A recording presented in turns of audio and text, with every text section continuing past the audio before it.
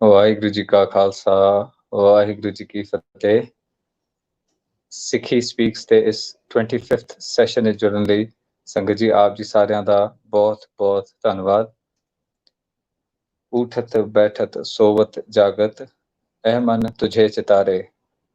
ਸੰਗਤ ਜੀ, ਜੇ ਅੱਜ ਦਾ ਅਸੀਂ ਟੌਪਿਕ ਦੇਖੀਏ ਤੇ ਅਸੀਂ ਅੱਜ ਜਾਣਨ ਦੀ ਕੋਸ਼ਿਸ਼ ਕਰਾਂਗੇ ਕਿ ਗੁਰਸਿੱਖ ਆਪਣੀ ਸਪਿਰਿਚੁਅਲ ਤੇ ਵਰਕ ਲਾਈਫ ਨੂੰ ਕਿਸ ਤਰ੍ਹਾਂ ਬੈਲੈਂਸ ਕਰ ਸਕਦਾ ਹੈ, ਕਿਵੇਂ ਅਸੀਂ ਗੁਰੂ ਨੂੰ ਨਾ ਭੁੱਲਦੇ ਹੋਏ ਆਪਣੀ ਪ੍ਰੋਫੈਸ਼ਨਲ ਲਾਈਫ ਵਿੱਚ ਐਕਸੈਲ ਕਰ ਸਕਦੇ ਹਾਂ। ਤੇ ਐਸੀ ਟੌਪਿਕ ਤੇ ਅੱਜ ਸਾਡੇ ਨਾਲ ਡਿਸਕਸ਼ਨ ਕਰਨ ਵਾਸਤੇ ਜੁੜੇ ਨੇ ਸੁਨੀਤ ਸਿੰਘ ਜੀ ਵੀਰ ਜੀ। ਤੇ ਵੀਰ ਜੀ ਫਰੋਮ ਕੈਨੇਡਾ, ਤੇ ਵੀਰ ਜੀ himself is a graduate from Toronto university in applied sciences, and Guru Sahib ji ਦੀ ਅਪਾਰ ਕਿਰਪਾ ਵੀਰ ਜੀ has been successfully balancing his personal ਜੀਵਨ, his family life and his professional life. ਅਗਰ ਗੱਲ ਕਰੀਏ ਤੇ ਵੀਰ ਜੀ has been recognised by Forbes as a mastermind behind creating the most affordable tablet computer. ਤੇ ਜਿੱਥੇ ਵੀਰ ਜੀ ਨੇ ਡੇਅਰ ਕੀਤਾ, he cared to create a difference in the lives of billions of people. ਤੇ ਸੰਗਤ ਜੀ, let's know from ਵੀਰ ਜੀ that how and his elder brother Sardar Raja Singh Ji Tuli have been impacting lives across the globe. Let's welcome ਵੀਰ ਜੀ।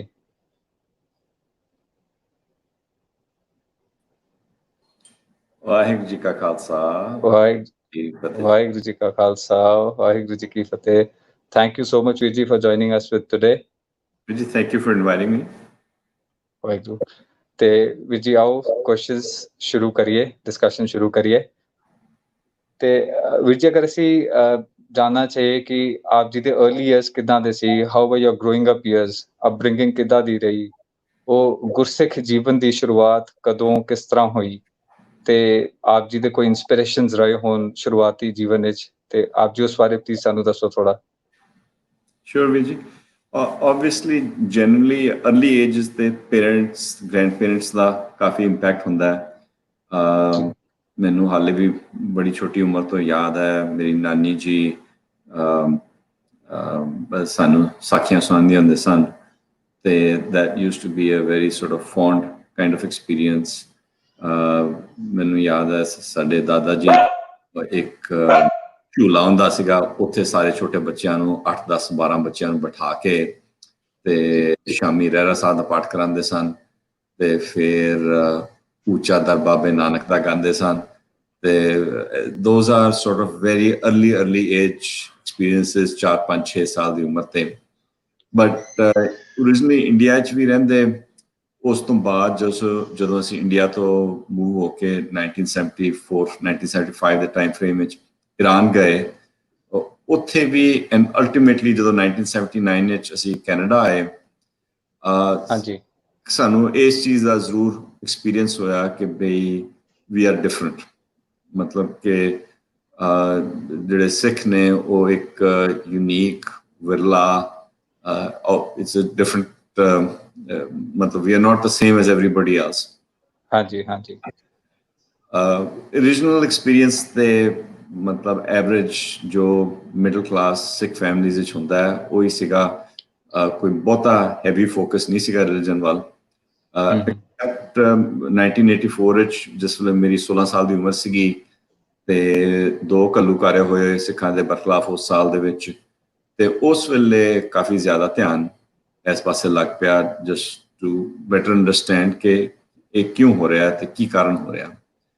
ਤੇ 1984 ਤੋਂ ਬਾਅਦ ਉਹ journey ਸ਼ੁਰੂ ਹੋਈ। 1986 ਦੇ ਵਿੱਚ ਦਾਸ ਨੇ ਅੰਮ੍ਰਿਤ ਛਕਿਆ, ਤੇ ਇਸ ਪਾਸੇ ਦੀ ਜਰਨੀ ਥੋੜੀ ਹੋਰ ਅਗਰੈਸਿਵਲੀ ਸ਼ੁਰੂ ਹੋਈ।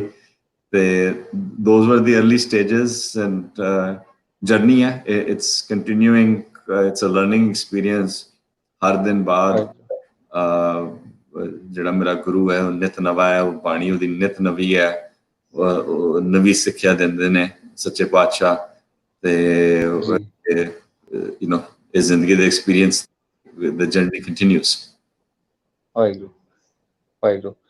ਤੇ ਵੀਰ ਜੀ, ਜਦੋਂ ਆਪ ਜੀ ਜਿਸ ਤਰ੍ਹਾਂ ਦੱਸਿਆ ਕਿ 1986 ਵਿੱਚ ਆਪ ਜੀ ਤੇ ਗੁਰਸਾਹਿਬ ਜੀ ਦੀ ਕਿਰਪਾ ਹੋਈ ਤੇ ਉਹ ਗੁਰਸਿੱਖੀ ਦਾ ਜੀਵਨ ਅੰਮ੍ਰਿਤ ਪੇਸ਼ ਹੋ ਕੇ ਆਪ ਜੀ ਗੁਰਸਿੱਖੀ ਜੀਵਨ ਦੀ ਸ਼ੁਰੂਆਤ ਹੋਈ, ਤੇ ਵੀਰ ਜੀ ਸ਼ੁਰੂ ਤੋਂ ਹੀ entrepreneurship ਵਿੱਚ ਆਉਣ ਦਾ ਪਲਾਨ ਸੀਗਾ?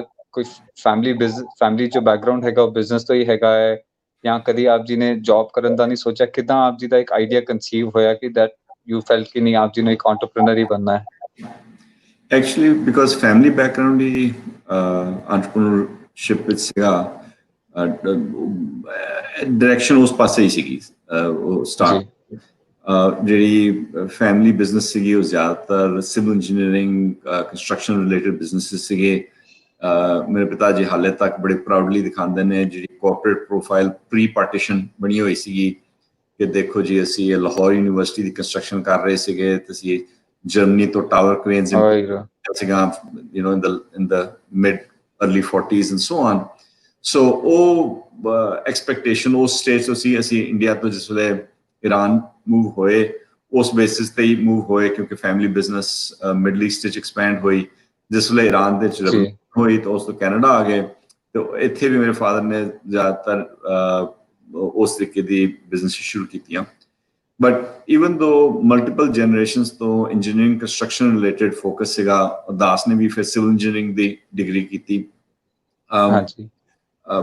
ਬ੍ਰਦਰ ਮੇਰੇ ਨੇ ਕੰਪਿਊਟਰ ਤੇ ਇਲੈਕਟ੍ਰੋਨਿਕਸ ਇੰਜੀਨੀਅਰਿੰਗ ਦੀ ਡਿਊਲ ਡਿਗਰੀਜ਼ ਕੀਤੀਆਂ ਤੇ ਉਹਨਾਂ ਨੇ ਯੂਨੀਵਰਸਿਟੀ ਦੇ ਵਿੱਚ ਇੱਕ ਨਵਾਂ ਪ੍ਰੋਡਕਟ ਬਣਾਉਣਾ ਸ਼ੁਰੂ ਕੀਤਾ। ਜਿਸ ਵੇਲੇ ਹਾਲੇ ਯੂਨੀਵਰਸਿਟੀ ਸੀਗੇ, ਗ੍ਰੈਜੂਏਸ਼ਨ ਤੋਂ ਪਹਿਲੇ ਹੀ ਉਹਨਾਂ ਨੇ ਮੇਰੇ ਫਾਦਰ ਦੀ ਸਪੋਰਟ ਨਾਲ 2 ਇੰਜੀਨੀਅਰ ਵੀ ਹਾਇਰ ਕੀਤੇ ਤੇ ਆਪਣਾ ਕੰਮ ਤੇ ਪ੍ਰੋਡਕਟ ਦੀ ਡਿਵੈਲਪਮੈਂਟ ਸ਼ੁਰੂ ਕੀਤੀ। ਉਸ ਜ਼ਮਾਨੇ ਇੰਟਰਨੈਟ ਨਹੀਂ ਹੁੰਦਾ ਸੀਗਾ। ਫੈਕਸ ਮਸ਼ੀਨਸ ਇੱਕ ਬੜੀ ਯੂਨੀਕ ਟੈਕਨੋਲੋਜੀ ਮੰਨੀ ਜਾਂਦੀ ਸੀਗੀ, ਬ੍ਰੇਕ ਥਰੂ ਟੈਕਨੋਲੋਜੀ ਮੰਨੀ ਜਾਂਦੀ ਸੀ ਫੈਕਸ ਮਸ਼ੀਨਸ ਦੀ। ਪਰ ਇੰਜੀਨੀਅਰਿੰਗ ਡਾਕੂਮੈਂਟਸ ਲਈ, ਲਾਰਜ ਫਾਰਮੈਟ ਡਾਕੂਮੈਂਟਸ ਲਈ ਕੋਈ ਫੈਕਸ ਮਸ਼ੀਨਸ ਨਹੀਂ ਸਨ ਤੇ ਉਹ ਮੇਰੇ ਬ੍ਰਦਰ ਨੇ ਉਹਦੇ ਕੀਤੀਆਂ ਤੇ ਮੇਰਾ ਉਹਦੇ 'ਚ ਕੋਈ ਇਨੀਸ਼ੀਅਲੀ ਰੋਲ ਨਹੀਂ ਸੀਗਾ। ਪਰ ਬਿਕੋਜ਼ ਯੂਨੀਵਰਸਿਟੀ ਦੇ ਵਿੱਚ ਔਰ ਪੰਥਕ ਮਸਲਿਆਂ 'ਚ ਇਨਵੋਲਵ ਹੋਣ ਨਾਲ ਮੇਰਾ ਥੋੜ੍ਹਾ ਬਹੁਤਾ ਮੀਡੀਆ ਨਾਲ ਐਕਸਪੀਰੀਅੰਸ ਹੋ ਗਿਆ ਸੀਗਾ। ਯੂਨੀਵਰਸਿਟੀ ਦੇ ਵਿੱਚ ਪੰਥਕ ਸੋਚ ਵਾਲੀ ਅਖਬਾਰ ਚਲਾਈ ਸੀਗੀ, ਮਿਕਸਡ ਪੰਜਾਬੀ ਇੰਗਲਿਸ਼। ਸੋ ਪਲੱਸ ਲੋਕਲ ਇੱਕ ਸਿੱਖ ਯੂਥ ਗਰੁੱਪ ਨਾਲ ਮੈਂ ਐਜ਼ ਅ ਸਪੋਕਸ ਪਰਸਨ ਵੀ ਸੇਵਾ ਕੀਤੀ। ਸੋ ਉਸ ਐਕਸਪੀਰੀਅੰਸ ਦੇ ਨਾਲ ਮੈਨੂੰ ਮੀਡੀਆ ਨਾਲ ਥੋੜ੍ਹਾ ਬਹੁਤਾ ਐਕਸਪੀਰੀਅੰਸ ਹੋ ਗਿਆ ਤੇ ਜਿਸ ਵੇਲੇ ਮੇਰੇ ਬ੍ਰਦਰ ਨੇ ਇਹਨੇ ਵੀ ਕੰਪਨੀ ਸ਼ੁਰੂ ਕੀਤੀ ਤੇ ਉਹਦੀ ਮਾਰਕੀਟਿੰਗ ਕਰਨ ਦੇ ਵਿੱਚ ਮੈਂ ਕੁਝ ਹਿੱਸਾ ਪਾਇਆ ਤੇ ਮੈਂ ਉਸ ਪਾਸੇ ਫਿਰ ਇਨਵੋਲਵ ਹੋ ਗਿਆ। ਇੰਸਟੈਡ ਆਫ ਜੋ ਫੈਮਿਲੀ ਇੰਜੀਨੀਅਰਿੰਗ ਕੰਸਟਰਕਸ਼ਨ ਬਿਜ਼ਨਸ ਸੀਗੀ ਉਹਦੀ ਥਾਂ ਇਹ ਜਿਹੜੀ ਇਲੈਕਟ੍ਰੋਨਿਕਸ ਵਾਲੇ ਪਾਸੇ 91-92 ਵਿੱਚ ਇਨਵੋਲਵ ਹੋ ਗਿਆ ਤੇ ਜਰਨੀ ਫਿਰ ਉੱਥੋਂ ਦੀ ਚੱਲੀ। ਹਾਂਜੀ, ਤੇ ਪ੍ਰੋਬੇਬਲੀ ਹੀ ਨੀਡਡ ਅ ਸਪੋਰਟ, ਉੱਥੇ ਉਹਨਾਂ ਨੂੰ ਸਪੋਰਟ ਦੀ ਲੋੜ ਸੀਗੀ ਤੇ ਯੂ ਐਡਡ ਔਨ ਟੂ। ਹਾਂ, actually the funny story is ਕਿ ਇਹ ਇਹਨਾਂ ਨੇ ਜਿਹੜੀਆਂ ਫੈਕਸ ਮਸ਼ੀਨਾਂ ਬਣਾਈਆਂ, ਇੱਕ ਤੇ ਹਰ ਦੋ ਖਰੀਦਣੀਆਂ ਪੈਂਦੀਆਂ ਸਨ। $14,000 ਦੀ ਕੀਮਤ ਰੱਖੀ। $28,000 ਜੋ ਕਾਰ ਦੀ ਕੀਮਤ ਹੁੰਦੀ ਹੈ ਉਸ ਚੀਜ਼ ਦੇ ਉੱਤੇ fax machine heavy industrial companies ਨੂੰ ਵੇਚਣੀ, it was a difficult process. ਤੇ ਦਿਮਾਗ ਵਿੱਚ ਸੀਗਾ ਕਿ ਮੀਡੀਆ 'ਚ ਅਵੇਅਰਨੈਸ ਕ੍ਰੀਏਟ ਕਰਨੀ ਚਾਹੀਦੀ ਹੈ ਔਰ ਅਵੇਅਰਨੈਸ ਕ੍ਰੀਏਟ ਕਰਨ ਲਈ ਤੁਹਾਨੂੰ ਥੋੜ੍ਹੀ ਜਿਹੀ ਗਿਮਿਕ ਦੀ ਕਈ ਵਾਰੀ ਲੋੜ ਹੁੰਦੀ ਹੈ, ਸਮਥਿੰਗ ਦੈਟ ਗ੍ਰੈਬਸ ਅਟੈਂਸ਼ਨ। ਤੇ ਮੈਂ ਫਿਰ ਗਿਨਸ ਬੁੱਕ ਆਫ ਰੈਕਰਡਸ ਨੂੰ ਅਪਰੋਚ ਕੀਤਾ। ਉਹਨਾਂ ਨੇ ਅਲਟੀਮੇਟਲੀ ਉਸ ਨੂੰ ਗਿਨਸ ਬੁੱਕ ਆਫ ਰੈਕਰਡਸ ਜਿਸ ਵੇਲੇ ਰੈਕਗਨਾਈਜ਼ ਕਰ ਲਿਆ ਤੇ ਉਹਦੇ ਨਾਲ ਪਬਲਿਸਿਟੀ ਸ਼ੁਰੂ ਹੋ ਗਈ। ਤੇ ਮੇਰੇ ਰਾਜਾ ਸਿੰਘ ਜਿਹੜੇ ਮੇਰੇ ਵੱਡੇ ਵੀਰ ਨੇ, ਉਹਨਾਂ ਨੇ ਕਿਹਾ ਵੀ ਗੱਲ ਸੁਣ, ਇਹ ਜਿਹੜਾ ਕੰਮ ਹੈ ਨਾ ਤੇਰੇ ਲਈ ਹੈ, ਮੀਡੀਆ ਨਾਲ ਤੇ ਉਹ ਕਰਨਾ ਮੇਰਾ ਨਹੀਂ ਹੈ। ਤੇ ਮੈਂ ਟੈਕਨੋਲੋਜੀ ਦੇ ਉੱਤੇ ਫੋਕਸ ਕਰਨਾ ਤੇ ਤੂੰ ਮੀਡੀਆ ਨਾਲ ਇੰਟਰਫੇਸ ਕਰ। ਤੇ ਉਹਦੀ ਸੇਲਸ ਮਾਰਕੀਟਿੰਗ ਸ਼ੁਰੂ ਕਰਕੇ ਤੇ ਗੁਰੂ ਦੀ ਕਿਰਪਾ ਨਾਲ ਇਟ ਟੁਕ ਆਫ। 94 ਦੇ ਵਿੱਚ ਅਸੀਂ ਨੈਸਡੈਕ ਸਟਾਕ ਮਾਰਕੀਟ ਤੇ IPO ਕੀਤਾ ਔਰ ਉਹ business continue to move forward. Waheguru. So I guess ਵੀਰ ji you were one of the first Sikh entrepreneurs to go on NASDAQ, I guess, है ना, जो मैं थोड़ा बहुत समझा सीगा। I think so, मतलब हो सकता है उस तो पहले कोई होवे, मैं इस चीज़ की कोई खोज नहीं की थी। But certainly Indian diaspora तो उस स्टेज तक कोई very rarely कोई होना है। कोई नहीं। Certainly अमरधारी दस्तार वाले सिंह ते कोई नहीं सीगे। कोई नहीं सीगे जी। ते ਮਤਲਬ ਨਿਊਯਾਰਕ ਦੇ ਵਿੱਚ ਤੇ ਉਹਨਾਂ ਨਾਲ ਐਨਲਿਸਟ ਨਾਲ ਡੀਲ ਕਰਨਾ ਐਂਡ ਇਨਵੈਸਟਮੈਂਟ ਬੈਂਕਰਸ ਨਾਲ ਡੀਲ ਕਰਨਾ that was a very unique experience for them कि भाई दस्तार वाला सिंह हाँ जी मैं कई बारी कहना होना कि भी मेरा एक तरीके का सुपर पावर है मेरा स्ट्रेटेजिक एडवांटेज है जी जिस गिनेस ने पहले ना करती सी ते उन्होंने दस्तार वाली तस्वीर देख के दे चेंज देयर माइंड ते ਜਿਹੜਾ ਯੂਨੀਕ ਪ੍ਰੈਜ਼ੈਂਸ ਹੈਗੀ ਹੈ ਉਹ ਆਈ ਫੈਲਟ ਕਿ ਇਵਨ ਜਦੋਂ ਵਾਲ ਸਟਰੀਟ ਤੇ when I was dealing with people it made a difference ਜੀ it gave me an advantage Waheguru ਤੇ ਵੀਰ ਜੀ ਜਿਸ ਤਰ੍ਹਾਂ ਆਪ ਜੀ ਨੇ ਦੱਸਿਆ ਕਿ ਸਕਸੈਸ ਕੇਮ ਇਨ ਕੁਆਇਟ अर्ਲੀ ਜਿੱਦਾਂ ਨਵੇਂ ਪ੍ਰੋਡਕਟ ਨਾਲ ਹੀ ਸਕਸੈਸ ਆ ਗਈ ਸੀ ਬਟ ਦੈਨ ਕਈ ਵਾਰ ਅਸੀਂ ਦੇਖਦੇ ਹਾਂ ਕਿ ਦੇਰ ਆਰ ਇਨੀਸ਼ੀਅਲ ਜਰਨੀ ਚ ਆਪ ਜੀ ਦੇ ਕੁਝ ਫੇਲੀਅਰਸ ਵੀ ਸ਼ਾਇਦ ਰਹੇ ਹੋਣ ਜਾਂ ਕੁਝ ਪ੍ਰੋਬਲਮਸ ਫੇਸ ਕੀਤੀਆਂ ਹੋਣ ਕੁਝ ਡਿਸੀਜਨਸ ਰੋਂਗ ਚਲੇ ਗਏ ਹੋਣ ਤੇ ਉਸ ਟਾਈਮ ਵੀ ਕਦੀ ਆਪ ਜੀ ਨੂੰ ਨਹੀਂ ਲੱਗਿਆ ਕਿ is it worth taking all the risk business ਕਰਨਾ ਜਾਂ ਜੌਬ ਤੇ ਸ਼ਿਫਟ ਹੋਣਾ ਔਰ ਇਟ ਵਾਸ ਆਲਵੇਜ਼ ਕਿ ਐਂਟਰਪ੍ਰੀਨਰਸ਼ਿਪ ਹੀ ਵਾਸ ਦੀ ਓਨਲੀ ਏਮ ਕਿ ਜੇ ਮੇਰੇ ਲਈ ਇਸ ਚੀਜ਼ ਦਾ ਨਹੀਂ ਸਵਾਲ ਸੀਗਾ ਕਿ ਵੀ ਮੈਂ ਜੌਬ ਕਰਾਂ ਜਾਂ ਐਂਟਰਪ੍ਰੀਨਰਸ਼ਿਪ ਕਰਾਂ ਬਿਕੋਜ਼ ਫੈਮਿਲੀ ਬਿਜ਼ਨਸ ਉਸ ਪਾਸੇ ਸੀਗੀ it was a easy movement to this but ji issue of risk ਸਾਡਾ ਮਾਈਂਡਸੈਟ ਥੋੜਾ ਜਿਹਾ ਵੱਖਰਾ ਸੀਗਾ ਇਨ ਦ ਸੈਂਸ ਕਿ ਛੋਟੀ ਉਮਰ ਤੋਂ ਸਪੈਸ਼ਲੀ ਜਿਸ ਵੇਲੇ ਅਸੀਂ ਬਾਹਰਲੀਆਂ ਕਮਿਊਨਿਟੀਆਂ 'ਚ ਵਿਚਰੇ ਹਾਂ ਜਿੱਥੇ ਸਿੱਖ ਨਹੀਂ ਸੀਗੇ ਐਂਡ ਸਲੂਕ ਕਰਕੇ ਜੇ ਕਦੀ ਕੋਈ ਚੈਲੰਜਸ ਆਏ ਤੇ ਸਾਨੂੰ ਬਾਰ-ਬਾਰ ਘਰ 'ਚ ਹੀ ਦਰਸਾਇਆ ਜਾਂਦਾ ਸੀਗਾ ਕਿ we you are not average you are not common person you are the son daughters of Guru Gobind Singh ਜੇ ਇਹ ਆਪਣੇ ਮਨ 'ਚ ਵਸਾ ਲਓ ਕਿ ਤੁਹਾਡੇ ਪਿਤਾ ਸ਼ਾਹ ਸ਼ਹਿਨਸ਼ਾਹ ਗੁਰੂ ਗੋਬਿੰਦ ਸਿੰਘ ਨੇ ਫਿਰ ਤੁਸੀਂ ਦੁਨੀਆ ਦੀਆਂ ਜਿਹੜੀਆਂ ਰਿਸਕਸ ਐਂਡ ਐਡਵਰਸਿਟੀਜ਼ ਨੇ ਉਹਨਾਂ ਨੂੰ ਹੋਰ ਕਿਸੇ ਹੋਰ ਕਿਸੇ ਲੈਵਲ ਆਫ ਹੋਰ ਕਿਸੇ ਪਰਸਪੈਕਟਿਵ ਨਾਲ ਡੀਲ ਕਰਦੇ ਹੋ ਜੀ ਮਹਾਰਾਜ ਜਿਸ ਲਈ ਕਹਿੰਦੇ ਨੇ ਖਾਲਸਾ ਮੇਰੋ ਰੂਪ ਹੈ ਖਾਲਸਾ ਮਹਿਮ ਕਰੋ ਨਿਵਾਸ ਮੇਰੋ ਮੁਖ ਹੈ ਅੰਗਾ ਫਿਰ ਖਾਲਸਾ ਕਹੋ ਸਦ ਸੰਗਾ ਮਤਲਬ ਉਹ ਇੱਕ ਵਾਰੀ ਨਹੀਂ ਕਹਿੰਦੇ ਕਿ ਸਦਾ ਮੈਂ ਨਾਲ ਹੈਗਾ ਮੈਂ ਸਦ ਸੰਗਾ ਨਹੀਂ ਕਹਿੰਦੇ ਜੋ ਕਹਿੰਦੇ ਸਦਾ ਲਈ ਉਹ ਇਸ ਚੀਜ਼ ਨੂੰ ਬਾਰ-ਬਾਰ ਤੁਹਾਨੂੰ ਐਮਫਸਾਈਜ਼ ਕਰਦੇ ਨੇ ਤੇ ਜੇ ਤੇ ਤੁਸੀਂ ਇਸ ਚੀਜ਼ ਨੂੰ ਐਕਸੈਪਟ ਕਰ ਲਓ ਔਰ ਇਹ ਚੀਜ਼ ਤੁਸੀਂ ਮੈਂ ਹੁਣ ਪੇਰੈਂਟਸ ਨੂੰ ਆਲਵੇਜ਼ ਕਹਿੰਦਾ ਹੁੰਦਾ ਕਿ ਬੱਚਿਆਂ ਨੂੰ ਛੋਟੀ ਉਮਰ ਤੋਂ ਹੀ ਇਹ ਚੀਜ਼ ਦੱਸਣੀ ਸ਼ੁਰੂ ਕਰੋ ਕਿਉਂਕਿ ਜਿਹੜਾ ਬੱਚਾ 3 4 5 6 ਸਾਲ ਦੀ ਉਮਰ ਤੇ ਜਿਹੜੀ ਚੀਜ਼ ਸਿੱਖ ਗਿਆ ਉਹ ਜਿਸ ਲਈ ਉਹਨੂੰ 15 18 20 ਸਾਲ ਦੀ ਉਮਰ ਤੇ ਸਿਖਾਉਣਾ ਪੈਂਦਾ ਉਹ ਹੋਰ ਕਿਸੇ ਚੀਜ਼ ਨਾਲ ਉਸ ਚੀਜ਼ ਨੂੰ ਦੇਖਦਾ ਸਾਨੂੰ ਛੋਟੀ ਉਮਰ ਬਾਰ-ਬਾਰ ਜੇ ਅਸੀਂ ਕੈਨੇਡਾ ਆਏ ਉਸ ਸ਼ਹਿਰ 'ਚ ਆਏ ਜਿੱਥੇ ਨਾ ਕੋਈ ਕਾਲਾ ਨਾ ਕੋਈ ਪੀਲਾ ਨਾ ਕੋਈ ਹੋਰ ਕਿਸੇ ਰੰਗ ਦਾ ਸਾਰੇ ਗੋਰੇ ਤੇ ਅਸੀਂ ਇੱਕ ਫੈਮਿਲੀ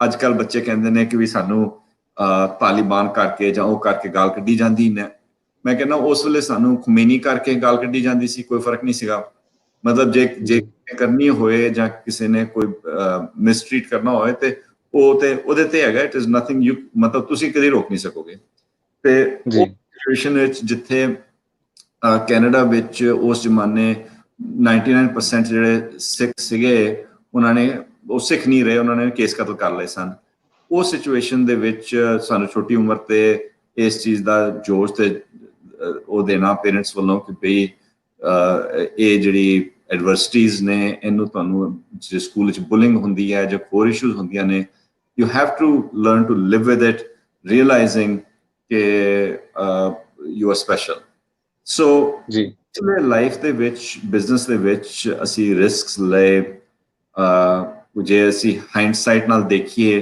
ਹੋ ਸਕਦਾ ਹੈ ਕਿ ਅਸੀਂ ਗਲਤੀਆਂ ਕੀਤੀਆਂ ਜਾਂ ਉਹ ਪ੍ਰੋਜੈਕਟਸ ਉਸ ਤਰੀਕੇ ਨਾਲ ਜੋ ਸਾਡੀ ਆਸ ਸੀਗੀ ਉਸ ਤਰੀਕੇ ਨਾਲ ਸਕਸੀਡ ਨਹੀਂ ਹੋਏ ਜਾਂ ਫੇਲ ਹੋਏ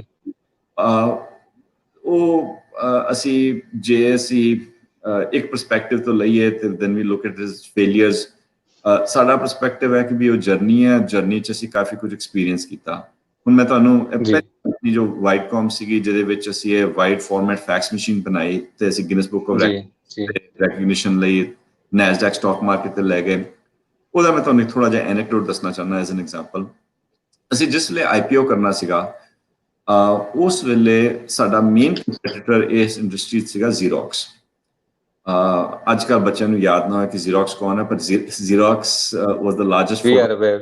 in the world, was a हाँ massive जी, हाँ जी। ਉਸ ਜ਼ਮਾਨੇ ਤੇ जी, ਜ਼ੀਰੋਕਸ ਨੇ ਸਾਨੂੰ ਅਪਰੋਚ ਕੀਤਾ ਕਿ ਅਸੀਂ $50 million ਆਫਰ ਕਰਨੇ ਆ। 1994 ਦੀ ਗੱਲ ਹੈ ਤੇ ਤੁਸੀਂ ਇਹ ਲੈ ਕੇ ਤੇ ਸਾਨੂੰ ਕੰਪਨੀ ਵੇਚ ਦਿਓ। ਤੇ ਹੁਣ ਅੱਜ ਕੱਲ੍ਹ ਵੀ $50 million ਬੜੀ ਚੀਜ਼ ਹੁੰਦੀ ਹੈ, ਉਸ ਜ਼ਮਾਨੇ $50 million ਉਨੀ ਹੋਰ ਚੀਜ਼ ਸੀਗੀ। ਔਰ ਸਾਡੀ ਉਮਰ ਮਤਲਬ ਮੇਰੀ ਉਮਰ ਉਸ ਵੇਲੇ 26 ਸਾਲ ਦੀ ਉਮਰ, 25 ਸਾਲ ਦੀ ਉਮਰ, ਜਸਟ 2 ਕੁ ਸਾਲ ਹੋਏ ਯੂਨੀਵਰਸਿਟੀ ਤੋਂ ਨਿਕਲੇ, 3 ਸਾਲ ਹੋਏ ਯੂਨੀਵਰਸਿਟੀ ਤੋਂ ਨਿਕਲੇ। $50 million off the bat was a huge thing। जी, जी, ਅਸੀਂ ਇੱਕ ਪਾਸੇ ਦੇਖੀਏ $50 million, ਦੂਜੇ ਪਾਸੇ ਦੇਖੀਏ ਕਿ ਜਿਹੜੇ ਇਨਵੈਸਟਮੈਂਟ ਬੈਂਕਰਸ ਪਬਲਿਕ ਸਾਨੂੰ ਲਿਆਉਣ ਨੂੰ ਤਿਆਰ ਨੇ, ਉਹ ਆਫਰ ਕਰ ਰਹੇ ਨੇ ਕਿ ਵੀ ਤੁਸੀਂ $10 million ਤੁਹਾਡੀ ਰੇਸ ਕਰਨੇ ਆ, ਤੁਹਾਡੀ ਸਟਾਕ ਦੀ ਵੈਲਿਊ 50 ਮਿਲੀਅਨ ਹੋਏਗੀ, plus you will be masters of your own destiny, ਤੁਸੀਂ ਆਪੇ ਉਸ ਕੰਪਨੀ ਨੂੰ ਚਲਾਓਗੇ, ਅੱਗੇ ਚਲਾਓਗੇ।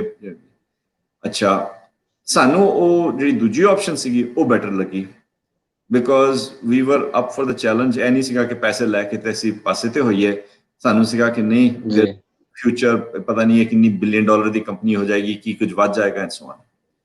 ਸੋ ਅਸੀਂ ਜ਼ੀਰੋਕਸ ਨੂੰ ਨਾ ਕਰਤੀ, ਅਸੀਂ ਆਪਣਾ ਆਈਪੀਓ ਕੀਤਾ।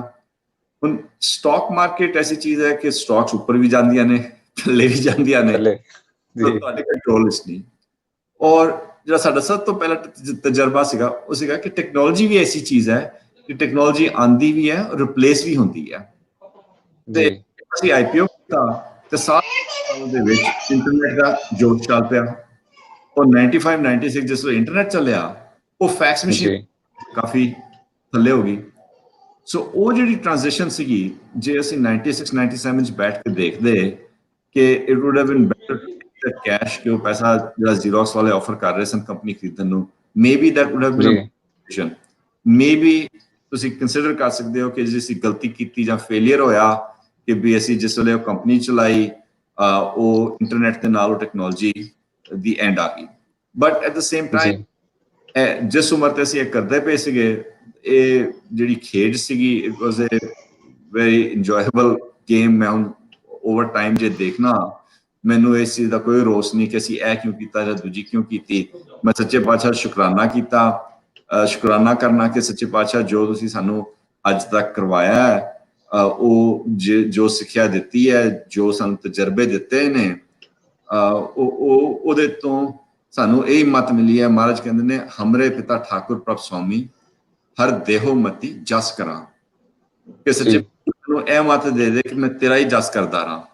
ਸੋ ਇਹ ਬਾਰ-ਬਾਰ ਜਿਹੜੇ ਤਜਰਬੇ ਹੋਏ, ਬਾਹਰੋਂ ਦੇਖੋ ਪੋਜ਼ਿਟਿਵ ਵੀ ਕਿਸੇ ਨੂੰ ਲੱਗਣਗੇ, ਬਾਹਰੋਂ ਦੇਖੋ ਕਿਸੇ ਨੂੰ ਨੈਗੇਟਿਵ ਵੀ ਲੱਗਣਗੇ।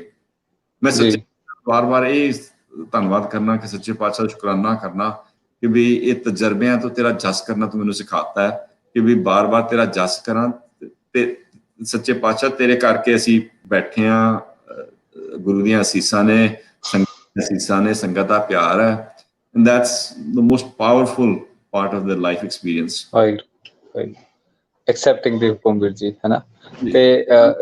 ਤੇ ਵੀਰ ਜੀ, ਅਸੀਂ ਜਦੋਂ ਆਪ ਜੀ ਦੀ ਜਰਨੀ ਦੇਖ ਰਹੇ ਹਾਂ ਤੇ ਇਟ ਹੈਜ਼ ਤੇ ਐਕਸਪੀਰੀਅੰਸ ਹੈਗਾ ਜੋ ਆਪ ਜੀ ਦਾ ਜਾਂ ਬਹੁਤ ਹੀ ਵਾਸਟ ਰਿਹਾ ਹੈ ਜਰਨੀ ਦਾ। ਤੇ ਆਪ ਜੀ ਨੇ ਜਿੱਦਾਂ ਹੁਣੇ ਦੱਸਿਆ ਕਿ ਆਪ ਜੀ ਨੇ ਉਹ ਵਾਈਡ ਫੈਕਸ ਡਿਵੈਲਪ ਕੀਤਾ, ਸਭ ਤੋਂ ਵੱਡਾ ਫੈਕਸ।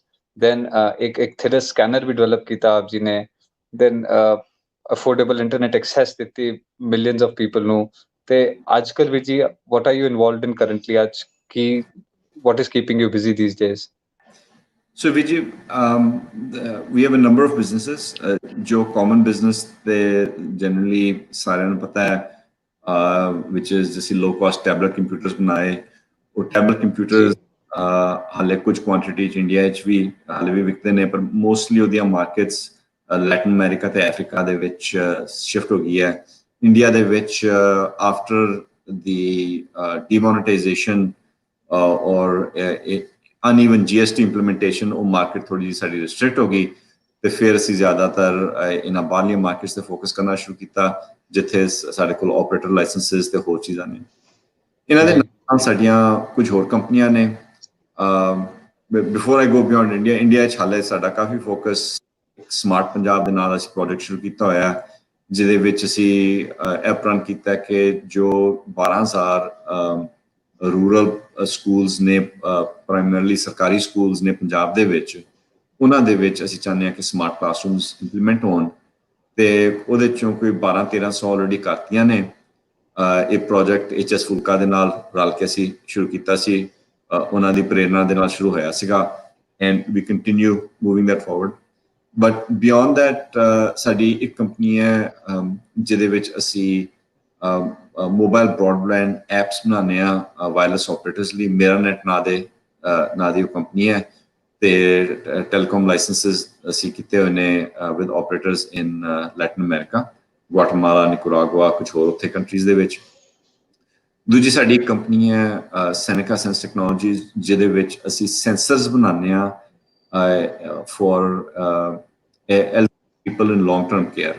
ਸੋ ਨਾਰਥ ਅਮਰੀਕਾ, ਯੂਰਪ ਦੇ ਵਿੱਚ, ਇਹਨਾਂ ਵੈਸਟਰਨ ਕੰਟਰੀਜ਼ ਦੇ ਵਿੱਚ there is a huge population of people ਜੋ ਨਰਸਿੰਗ ਹੋਮਸ ਦੇ ਵਿੱਚ, ਲੌਂਗ ਟਰਮ ਕੇਅਰਸ ਦੇ ਵਿੱਚ ਹੈ ਨੇ, ਜਿੱਥੇ ਉਹਨਾਂ ਦੀਆਂ ਫੈਮਲੀਜ਼ ਉਹਨਾਂ ਨੂੰ ਲੁੱਕ ਆਫਟਰ ਨਹੀਂ ਕਰ ਸਕਦੀਆਂ ਬਿਕੋਜ਼ ਐਲਜ਼ਾਈਮਰਸ, ਡਿਮੈਂਸ਼ੀਆ, ਹੋਰ ਮੈਡੀਕਲ ਇਸ਼ੂਜ਼, ਤੇ ਨੂੰ ਉਹਨਾਂ ਦੇ ਕੁਆਲਿਟੀ ਆਫ ਲਾਈਫ ਤੇ ਸਟੈਂਡਰਡ ਆਫ ਲਿਵਿੰਗ ਨੂੰ ਇੰਪਰੂਵ ਕਰਨ ਲਈ ਅਸੀਂ ਸੈਂਸਰਸ ਬਣਾਉਂਦੇ ਹਾਂ, ਜਿਹੜੇ ਉਹਨਾਂ ਦੇ ਕੰਟੀਨੈਂਸ ਇਸ਼ੂਜ਼, ਉਹਨਾਂ ਦੀ respiratory, heart rate, other things ਨੂੰ ਮੋਨੀਟਰ ਕਰਕੇ ਲਾਈਵ ਇਨਫੋਰਮੇਸ਼ਨ ਦਿੰਦੀ ਹੈ। ਸੋ ਇਹ ਕੰਪਨੀ ਦਾ ਐਕਚੁਅਲੀ ਸਪੈਸ਼ਲੀ ਇਸ ਪੈਂਡੈਮਿਕ ਵੇਲੇ ਕਾਫੀ ਗਰੋਥ ਹੋਈ ਹੈ, ਬਿਕੋਜ਼ ਇਹਨਾਂ ਕੰਟਰੀਆਂ ਵਿੱਚ, ਵੈਸਟਰਨ ਕੰਟਰੀਜ਼ ਵਿੱਚ ਸਪੈਸ਼ਲੀ, ਜਿਹੜੀਆਂ ਮੋਸਟ ਆਫ ਦਾ ਡੈਥਸ ਹੋਈਆਂ ਨੇ ਪੈਂਡੈਮਿਕ ਕਰਕੇ, ਕੋਵਿਡ ਕਰਕੇ, ਉਹ ਜ਼ਿਆਦਾਤਰ ਇਸ ਇਨਵਾਇਰਮੈਂਟ 'ਚ ਹੋਈਆਂ। ਕੈਨੇਡਾ ਵਿੱਚ almost 82% of all deaths Covid ਕਰਕੇ ਲੌਂਗ ਟਰਮ ਕੇਅਰ ਵਿੱਚ ਹੋਈਆਂ ਨੇ, ਨਰਸਿੰਗ ਹੋਮ ਵਿੱਚ ਹੋਈਆਂ ਨੇ। ਮੇਰਾ ਜ਼ਿਆਦਾਤਰ ਟਾਈਮ ਜੋ ਪਿਛਲੇ ਸਾਲ ਤੋਂ ਹੀ ਇਸ ਚੀਜ਼ ਤੇ ਲੱਗਾ ਹੋਇਆ, ਉਹ ਅਸੀਂ ਇੱਕ ਕੰਪਨੀ ISP ਸੋਲਰ ਦੇ ਨਾਂ ਸ਼ੁਰੂ ਕੀਤੀ ਸੀਗੀ, ਉਹਦੇ ਤੇ ਮੋਸਟਲੀ ਫੋਕਸ ਹੈ। ਜਿੰਨੀਆਂ ਅਸੀਂ ਕੰਪਨੀ ਸ਼ੁਰੂ ਕਰਨੇ ਆ, ਮੋਸਟਲੀ ਇਸ ਚੀਜ਼ ਤੇ ਸ਼ੁਰੂ ਕਰਨੇ ਆ। ਮੇਰੇ ਬ੍ਰਦਰ ਟੈਕਨੋਲੋਜੀ ਡਿਵੈਲਪ ਕਰਦੇ ਨੇ, ਉਹਨਾਂ ਕੋਲ ਇਸ ਵੇਲੇ 100 ਤੋਂ ਵੱਧ US ਪੈਟੈਂਟਸ ਨੇ, ਤੇ ਉਹ ਜਿਹੜੀਆਂ ਟੈਕਨੋਲੋਜੀਜ਼ ਡਿਵੈਲਪ ਕਰਦੇ ਨੇ, ਉਹਨਾਂ ਦੇ ਉੱਤੇ ਅਸੀਂ ਫਿਰ ਜਿਸ ਵੇਲੇ ਉਹ ਟੈਕਨੋਲੋਜੀ ਉਸ ਸਟੇਜ ਤੇ ਪਹੁੰਚ ਜਾਂਦੀ ਹੈ ਕਿ ਹੁਣ ਇਹਨੂੰ ਮਾਰਕੀਟ ਤੱਕ ਲੈ ਜਾਈਏ, ਉਹਨੂੰ ਫਿਰ ਅਸੀਂ ਕੰਪਨੀ ਫਾਰਮ ਕਰਕੇ ਤੇ ਉਹਨੂੰ ਅਸੀਂ ਸਪਿਨ ਆਫ ਕਰਕੇ ਤੇ ਮਾਰਕੀਟ 'ਚ ਲਿਆਉਂਦੇ ਹਾਂ। ਤੇ ਜਿਹੜੀ ਕੰਪਨੀ ਹੈਗੀ ਆ, ਉਹਦਾ ਸਾਡਾ ਫੋਕਸ ਇਸ ਚੀਜ਼ ਤੇ ਹੀ ਹੈ ਕਿ ਜੋ ਐਨਰਜੀ ਪੋਵਰਟੀ ਹੈ ਉਹਨੂੰ ਹਟਾਇਆ ਜਾਏ। ਜਿਸ ਤਰੀਕੇ ਨਾਲ ਅਸੀਂ ਟੈਬਲੇਟਸ ਤੇ ਉਹਦੀ ਸ਼ੁਰੂ ਕੀਤੀ ਸੀਗੀ ਡੇਟਾਵਿੰਡ, ਉਸ ਵੇਲੇ ਸਾਡਾ ਫੋਕਸ ਸੀਗਾ ਕਿ ਜੇ ਤੁਸੀਂ ਗਰੀਬੀ ਦੇ ਉੱਤੇ ਇੰਪੈਕਟ ਕਰਨਾ ਚਾਹੁੰਦੇ ਹੋ, the best way to impact poverty is through education. ਉਹ ਕਰਦੇ ਨਾਲ ਅਸੀਂ ਇਹ ਤਜਰਬਾ ਕੀਤਾ ਕਿ energy has a huge impact, ਤੇ energy makes a big difference ਕਿ not only ਕਿ ਬੰਦਾ ਆਪਣੀ ਕੋਈ ਕਾਰੋਬਾਰ ਚਲਾ ਸਕੇ, ਆਪਣੀ ਬਿਜ਼ਨਸ ਅੱਗੇ ਚਲਾ ਸਕੇ, ਬਟ energy especially ਹੰਗਰ ਦੇ ਉੱਤੇ ਬੜਾ ਇੰਪੈਕਟ ਕਰਦੀ ਹੈ। ਹੁਣ ਜਿਹੜੀਆਂ ਵੈਸਟਰਨ ਕੰਟਰੀਜ਼ ਨੇ, ਜਿੱਥੇ ਐਨਰਜੀ ਤਨਖਾਹ ਦੇ ਨਾਲ in comparison to salaries is much cheaper, people have the ability to refrigerate their food, ਉਹ ਖਾਣਾ it last much ਲੌਂਗਰ।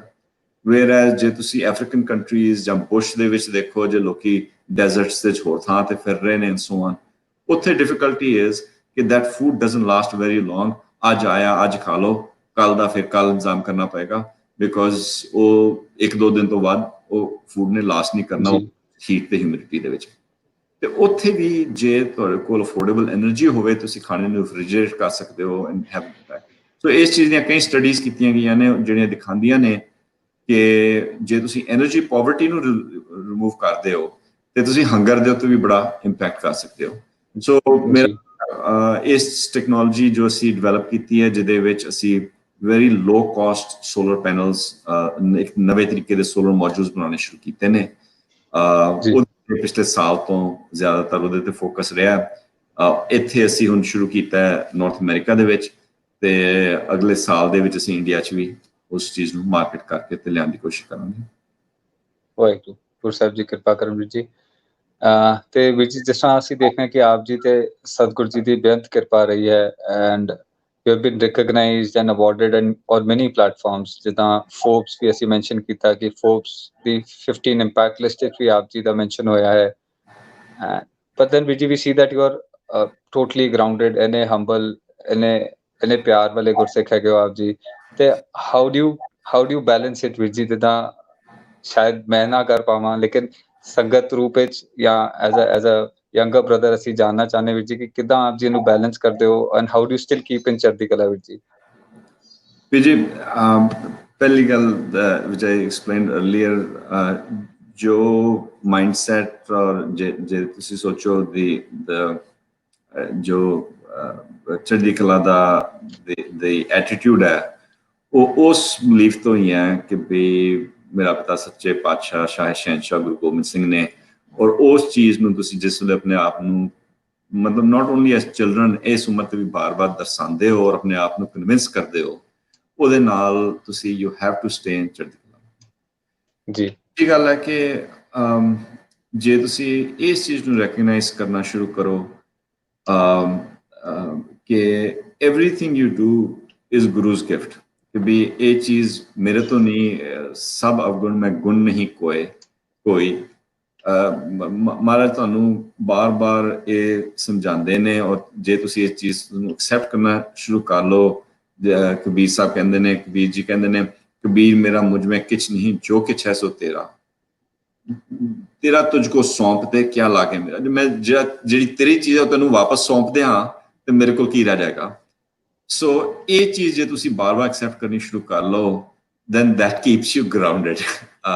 But at the same time, ਮਤਲਬ ਕਈ ਕਹਿੰਦੇ ਨੇ ਕਿ ਵੀ ਇਹ ਥੋੜੀ ਜਿਹੀ ਡਿਸਪੈਰਿਟੀ ਹੈ ਕਿ ਇੱਕ ਪਾਸੇ ਤੁਸੀਂ ਕਹੋ ਕਿਸੇ ਰਾਜੇ ਮਹਾਰਾਜਿਆਂ ਦੇ ਪੁੱਤ ਹੈਗੇ ਆ ਤੇ ਉਹ ਸੰਘਾਰ ਦੇ ਨਾਲ ਵਿੱਚ ਵਿਚਰੋ, ਤੇ ਦੂਜੇ ਪਾਸੇ ਤੁਸੀਂ ਕਹੋ ਕਿ ਵੀ ਮੈਂ ਤੇ ਜੋੜੇ ਝਾੜਨ ਜੋਗਾ ਹੀ ਹੈਗਾ।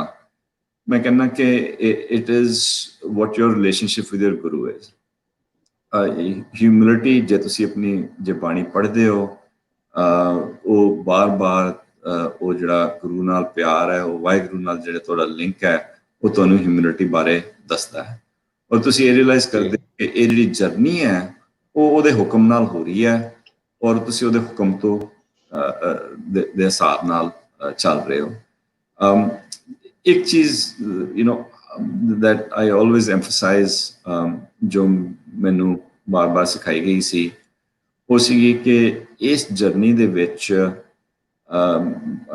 ਕਈ ਤੁਹਾਡੇ ਸਟਰਗਲਸ ਨੇ, ਸਿਰਫ ਦੁਨੀਆ ਨਾਲ ਨਹੀਂ, ਆਪਣੇ ਨਾਲ ਸਟਰਗਲਸ ਨੇ, ਔਰ ਉਹ ਸਟਰਗਲਸ ਨਾਲ ਡੀਲ ਕਰਨ ਲਈ ਕੁਝ ਚੀਜ਼ਾਂ, ਕੁਝ ਡਿਸਪਲਿਨਸ ਬਣਾਉਣੇ ਬੜੇ ਜ਼ਰੂਰੀ ਨੇ, ਔਰ ਉਹ ਡਿਸਪਲਿਨਸ ਤੁਸੀਂ ਦੇ ਉੱਤੇ ਇੱਕ ਤਰੀਕੇ ਦਾ ਸੰਘਰਸ਼ ਕਰਕੇ ਪਰਸਿਊ ਕਰੋ, ਤੇ ਬਾਕੀ ਫਿਰ everything else starts to fall in place. ਮਹਾਰਾਜ ਸਾਨੂੰ ਜ਼ਰੂਰ ਦੱਸਦੇ ਨੇ ਕਾਮ, ਕ੍ਰੋਧ, ਲੋਭ, ਮੋਹ, ਹੰਕਾਰ ਤੋਂ ਬਚਣ ਦਾ। ਸੋ ਉਹ ਚੀਜ਼ ਨੂੰ, ਆਪਣੀ ਲਾਈਫ ਨੂੰ ਬਾਰ-ਬਾਰ ਇਵੈਲੂਏਟ ਕਰਨਾ ਕਿ ਕੀ ਮੈਂ ਇਹਨਾਂ ਚੀਜ਼ਾਂ ਨਾਲ ਲੜ ਕੇ, ਕੀ ਮੈਂ ਇਹਨਾਂ ਚੀਜ਼ਾਂ ਨੂੰ ਕਾਬੂ ਕਰ ਰਿਹਾ ਕਿ ਨਹੀਂ, becomes very important. But when you start that role of the Khalsa, ਜਿਸ ਵੇਲੇ ਤੁਸੀਂ ਅੰਮ੍ਰਿਤ ਛਕ ਲੈਂਦੇ ਹੋ, ਤੇ ਤੁਹਾਡਾ ਨਿਤਨੇਮ, ਤੁਹਾਡਾ ਅੰਮ੍ਰਿਤ ਵੇਲਾ becomes very important. And I realize ਕਿ ਛੋਟੀ ਉਮਰ ਤੇ ਸਪੈਸ਼ਲੀ ਜਿਹੜੇ ਮੇਰੇ ਟੀਨੇਜ ਉਮਰ ਤੇ ਜਾਂ ਅਰਲੀ 20s ਵਿੱਚ ਵੀਰ ਨੇ, ਭੈਣਾਂ ਨੇ, ਉਹਨਾਂ ਨੂੰ ਅੰਮ੍ਰਿਤ ਵੇਲਾ is a difficult process। ਨੀਂਦ ਨਾਲ ਸੰਘਰਸ਼ ਕਰਨਾ, ਨੀਂਦ ਦੇ ਅਗੇਂਸਟ ਜੂਝਣਾ ਕੋਈ ਸੌਖੀ ਚੀਜ਼ ਨਹੀਂ ਹੈ। ਬਟ ਉਹ ਜਿਹੜਾ ਸਟਰਗਲ ਹੈ, ਉਹਨੂੰ ਕੰਟੀਨਿਊਸਲੀ ਐਫਰਟ ਕਰਨਾ ਇਜ਼ ਵੈਰੀ ਇੰਪੋਰਟੈਂਟ।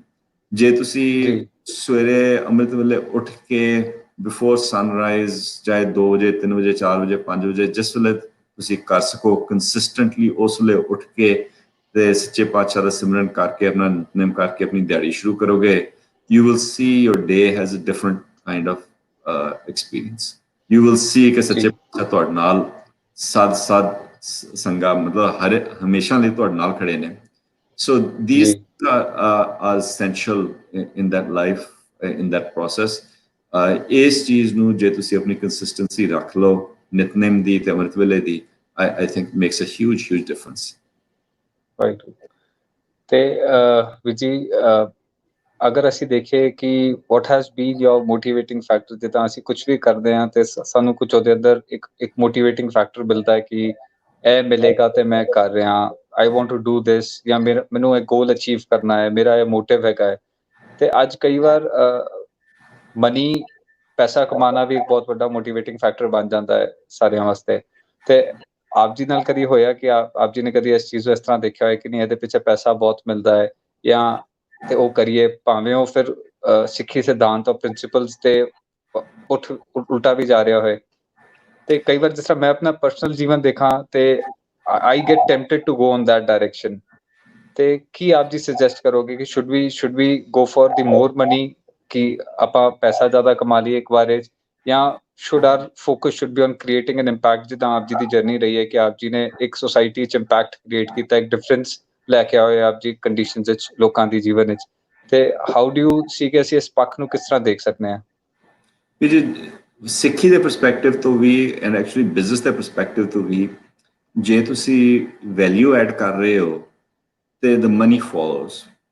ਜੇ ਤੁਸੀਂ ਐਵਰੀ ਓਪਰਚੁਨਿਟੀ ਨੂੰ ਮਨੀ ਦੇ ਬੇਸਿਸ ਤੇ ਦੇਖੋ ਤੇ ਸ਼ਾਰਟ ਟਰਮ ਓਪਰਚੁਨਿਟੀਜ਼ ਹੁੰਦੀਆਂ ਨੇ ਬਿਜ਼ਨਸ ਤੌਰ ਤੇ, they are generally not successful.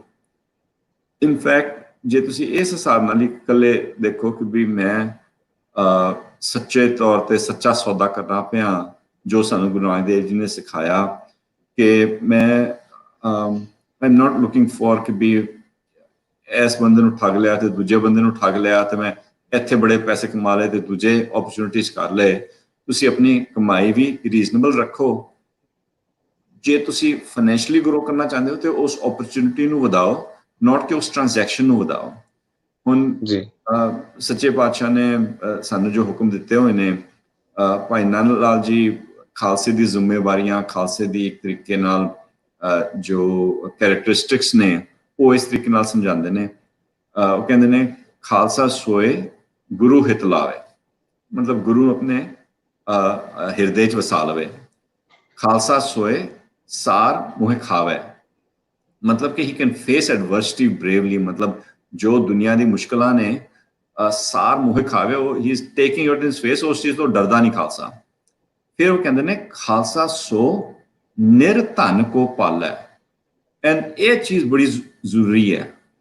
ਹੁਣ ਕਈ ਸਾਡੀ ਕਮਿਊਨਿਟੀ 'ਚ ਵੀ ਕਹਿੰਦੇ ਨੇ ਕਿ ਜੀ ਤੁਸੀਂ ਇਹ ਲੰਗਰ ਜਿਹੜੇ ਲਾ ਰਹੇ ਹੋ ਉਹ ਕਿਉਂ ਕਰ ਰਹੇ ਹੋ, ਤੇ ਦੇਖੋ ਜੀ ਬਹੁਤ ਹੋ ਗਏ, ਬਹੁਤ ਲੰਗਰ ਲਾ ਕੇ।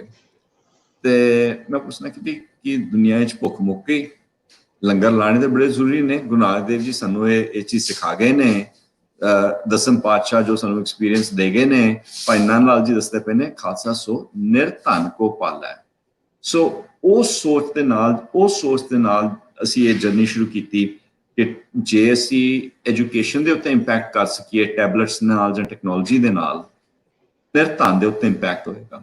ਜੇ ਅਸੀਂ ਸੋਲਰ ਤੇ ਐਫਰਟ ਕੀਤਾ, ਉਹ ਅਗੇਨ ਐਨਰਜੀ ਪੋਵਰਟੀ ਨੂੰ ਰਿਜ਼ੋਲਵ ਕਰਨ ਲਈ ਕੀਤਾ ਕਿ ਵੀ ਐਨਰਜੀ ਪੋਵਰਟੀ ਨੂੰ ਅਸੀਂ ਮੁਕਾ ਸਕਦੇ ਹਾਂ, ਕਿਉਂਕਿ ਉਹ ਗਰੀਬ ਦੇ ਉੱਤੇ ਇੰਪੈਕਟ ਹੋਏਗਾ। ਸੋ ਤੁਸੀਂ ਐਜ਼ ਅ ਖਾਲਸਾ ਜੇ ਤੁਸੀਂ ਸੋਚੋ ਕਿ ਤੁਸੀਂ ਕੀ ਕਰਨਾ ਚਾਹੀਦਾ ਹੈ, instead of focusing on financial return, ਕਿਉਂਕਿ ਉਹ ਚੀਜ਼ ਫਾਈਨੈਂਸ਼ੀਅਲ ਰਿਟਰਨ ਨਾਲ ਫੋਕਸ ਕਰਕੇ ਨਹੀਂ ਆਉਂਦੀ, ਉਹ ਇਸ ਚੀਜ਼ ਨਾਲ ਆਉਂਦੀ ਹੈ ਜੇ ਤੁਸੀਂ ਫੋਕਸ ਕਰੋ ਕਿ ਵੀ ਜੋ ਤੁਸੀਂ ਲੈਗੇਸੀ ਲੀਵ ਕਰੋਗੇ, ਜੋ ਤੁਸੀਂ ਦੁਨੀਆ ਦੇ ਅੱਗੇ ਕ੍ਰੀਏਟ ਕਰੋਗੇ, ਹਾਊ ਦੈਟ ਰਿਫਲੈਕਟਸ ਔਨ ਯੂਰ ਗੁਰੂ। ਕਿ ਲੋਕੀ ਕਹਿਣਗੇ ਕਿ ਵੀ ਇੱਕ ਦਸਤਾਰ ਵਾਲਾ ਸਿੰਘ ਸੀਗਾ ਜਿਹਨੇ ਕੈਂਸਰ ਨੂੰ ਰਿਜ਼ੋਲਵ ਕੀਤਾ। ਆਪ ਸਭ ਨੂੰ ਪਤਾ ਹੋਏਗਾ ਕਿ ਜੋ ਸਭ ਤੋਂ ਸੀਨੀਅਰ ਮੋਸਟ ਕੈਂਸਰ ਰਿਸਰਚਰ ਹੈ ਯੂਕੇ ਦੇ ਵਿੱਚ, ਹੈਡ ਆਫ ਕੈਂਸਰ ਰਿਸਰਚ ਹੈ, ਉਹ ਇੱਕ ਗੁਰਸਿੱਖ ਹੈ। So those are legacies we want to leave, ਕਿ ਵੀ ਅਗਲਾ ਕਹਿ ਸਕੇ ਕਿ ਜੇ ਕੋਈ ਜ਼ਿੰਦਗੀ ਦੇ ਵਿੱਚ ਕਿਸੇ ਨੇ ਅਕੰਪਲਿਸ਼ ਕੀਤਾ, ਉਹਨੂੰ ਦੇਖ ਕੇ the name will never be remembered, ਪਰ ਇਹ ਦਿਮਾਗ ਵਿੱਚ ਹੋ ਸਕੇ ਕਿ ਵੀ ਉਹਦੇ ਸਿਰ ਤੇ ਉੱਤੇ ਦਸਮ ਪਾਤਸ਼ਾਹ ਦੀ ਦਸਤਾਰ ਸੀਗੀ, and that becomes very important। ਜੀ। ਤੇ ਵੀਰ ਜੀ, ਜਿਸ ਤਰ੍ਹਾਂ ਇਹਦੇ ਤੋਂ ਸਮਝ ਆਉਂਦਾ ਹੈ ਕਿ ਇੱਕ ਸਿੱਖ ਨੂੰ ਵੱਡਾ ਸੋਚਣਾ ਬਹੁਤ ਜ਼ਰੂਰੀ ਹੈ ਕਿ ਉਹ ਇੱਕ ਇੰਪੈਕਟ ਕਿਸ ਤਰ੍ਹਾਂ ਕ੍ਰੀਏਟ ਕਰ ਸਕਦਾ ਹੈ। ਤੇ ਆਈ ਗੈਸ ਜੋ ਆਪ ਜੀ ਦੀ ਗੱਲਾਂ ਤੋਂ ਸਮਝ ਆਇਆ ਕਿ ਇਹ ਬਾਈ ਪ੍ਰੋਡਕਟ ਹੋ ਜਾਏਗਾ, ਇੱਕ ਪੈਸਾ ਆਣਾ will become a byproduct of your vision and achieving your goals। ਜੀ ਬਿਲਕੁਲ ਠੀਕ ਜੀ। ਤੇ ਵੀਰ ਜੀ, ਅਗਰ ਅਸੀਂ ਗੱਲ ਕਰੀਏ ਕਿ ਕਈ ਵਾਰ ਹੁੰਦਾ ਹੈ ਕਿ we get opportunities but then we are not formally trained, ਆਪਾਂ ਇਹੋ ਜਿਹੀ ਮੇਰੇ ਕੋਲ ਐਜੂਕੇਸ਼ਨ ਨਹੀਂ ਹੈਗੀ ਸ਼ਾਇਦ, ਜਾਂ ਮੇਰੇ ਕੋਲ ਇਹੋ ਜਿਹੀ ਕੋਈ ਨੌਲੇਜ ਨਹੀਂ ਹੈਗੀ, ਉਹੋ ਜਿਹੀ ਕੋਈ ਟੀਮ ਨਹੀਂ ਹੈਗੀ, ਤੇ ਕਈ ਵਾਰ ਅਸੀਂ ਇਸ ਕਰਕੇ ਗਿਵ ਅਪ ਕਰਦੇ ਨੇ ਉਸ ਓਪਰਚੁਨਿਟੀ ਨੂੰ, ਜਾਂ ਕਈ ਵਾਰ ਫੰਡਿੰਗ ਨਹੀਂ ਹੁੰਦੀ, ਜਾਂ ਕਈ ਵਾਰ ਰਿਸਕ ਬਹੁਤ ਵੱਡੇ ਹੁੰਦੇ ਨੇ, ਤੇ ਇਹੋ ਜਿਹੇ ਰੋਡ ਬਲੌਕਸ ਔਰ ਸਿਚੁਏਸ਼ਨਸ ਹੋਣ ਤੇ how can we clear those roadblocks, ਔਰ ਕੀ ਵਿਜ਼ਨ ਰੱਖਣਾ ਚਾਹੀਦਾ ਇਹੋ ਜਿਹੇ ਸਿਨੈਰੀਓਜ਼ ਵਿੱਚ? You see, the most important thing is ਕਿ ਤੁਹਾਡਾ ਉਹਦੇ ਲਈ ਕਿੰਨਾ ਕੁ ਪੈਸ਼ਨ ਹੈ।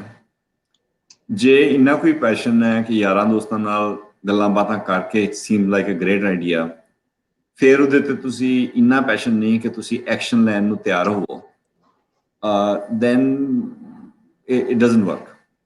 ਜੇ ਤੇ ਕਿਸੇ ਚੀਜ਼ ਨੂੰ ਅਸਲੀ ਤੌਰ ਤੇ ਬਲੀਵ ਕਰਦੇ ਹੋ ਤੇ ਜਿੰਨੀਆਂ ਆਬਸਟੀਕਲਸ ਤੁਸੀਂ ਦੱਸੇ ਨੇ ਉਹ ਰਿਜ਼ੋਲਵ ਹੁੰਦੇ ਨੇ। ਫੋਰ ਐਗਜ਼ਾਮਪਲ, ਜੇ ਤੁਹਾਡੇ ਕੋਲ ਫੰਡਿੰਗ ਨਹੀਂ ਤੇ ਤੁਸੀਂ ਆਪ ਕਰਕੇ ਜਿੰਨਾ ਕਰ ਸਕਦੇ ਹੋ without funding, you move forward.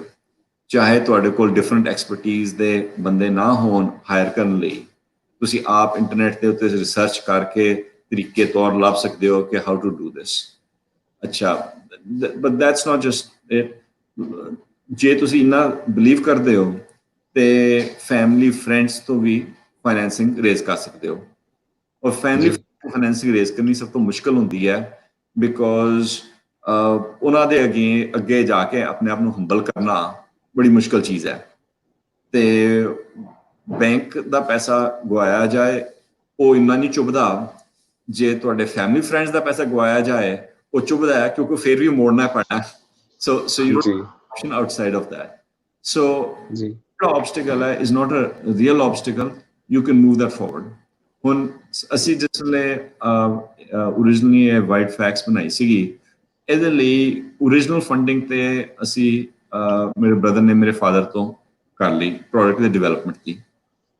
ਹੁਣ ਪ੍ਰੋਡਕਟ ਡਿਵੈਲਪਮੈਂਟ ਤੋਂ ਨੈਕਸਟ ਸਟੇਜ ਤੱਕ ਲਿਆਉਣ ਲਈ ਵੇਅਰ ਡਿਡ ਵੀ ਗੋ। ਹੁਣ ਮੇਰੇ ਫਾਦਰ ਕੋਲ ਇਹ ਨਹੀਂ, ਉਸ ਲਈ ਇੰਨੀ ਕਪੈਸਿਟੀ ਨਹੀਂ ਸੀਗੀ ਕਿ ਵੀ ਠੀਕ ਹੈ ਪੁੱਤਰ ਲੈ $2 ਮਿਲੀਅਨ ਲੈ ਤੇ ਤੂੰ ਆਪਣੀ ਇਹਦੀ ਮੈਨੂਫੈਕਚਰਿੰਗ ਸ਼ੁਰੂ ਕਰ।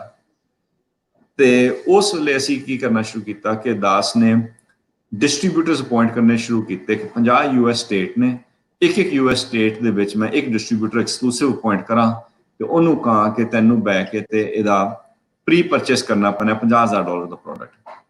ਤੇ ਉਹ ਕੋਈ 23-24 ਸਾਲ ਦੀ ਉਮਰ ਤੇ ਉਹ ਇੱਕ ਸਟੇਟ ਤੇ ਜਾ ਕੇ ਜਿਸ ਵੇਲੇ ਪਬਲਿਸਿਟੀ ਤੋਂ ਸਾਨੂੰ ਲੀਡਸ ਆਈਆਂ, I was able to raise a couple of $1 million on that basis, distributors appoint ਕਰਕੇ। So there are always ways around ਜਿਹੜੀਆਂ ਇਹ ਚੀਜ਼ਾਂ ਨੇ। ਤੁਸੀਂ ਕੀ ਪੈਸ਼ਨੇਟ ਹੋ ਕੇ ਅਗਲੇ 2 ਸਾਲ 4 ਸਾਲ ਕੱਲਾ ਉਸ ਚੀਜ਼ ਤੇ ਫੋਕਸ ਕਰਕੇ ਉਸ ਚੀਜ਼ ਨੂੰ ਅੱਗੇ ਤੁਰਨ ਨੂੰ ਤਿਆਰ ਹੈਗੇ ਹੋ?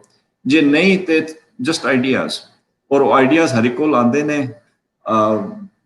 ਐਂਡ ਮੋਸਟ ਪੀਪਲ ਫਿਰ ਉਹ ਦੇਖਦੇ ਰਹਿ ਜਾਂਦੇ ਨੇ ਕਿ ਹਾਂ ਵੀ ਯਾਰ ਮੇਰੇ ਕੋਲ 5 ਸਾਲ ਪਹਿਲੇ ਇਹ ਆਈਡੀਆ ਸੀਗਾ, ਦੇਖੋ ਅੱਜ ਕਿਸੇ ਹੋਰ ਨੇ ਚਲਾ ਕੇ ਕਿੰਨੀ ਵੱਡੀ ਇਸ ਚੀਜ਼ ਦੀ ਕੰਪਨੀ ਬਣਾ ਲਈ।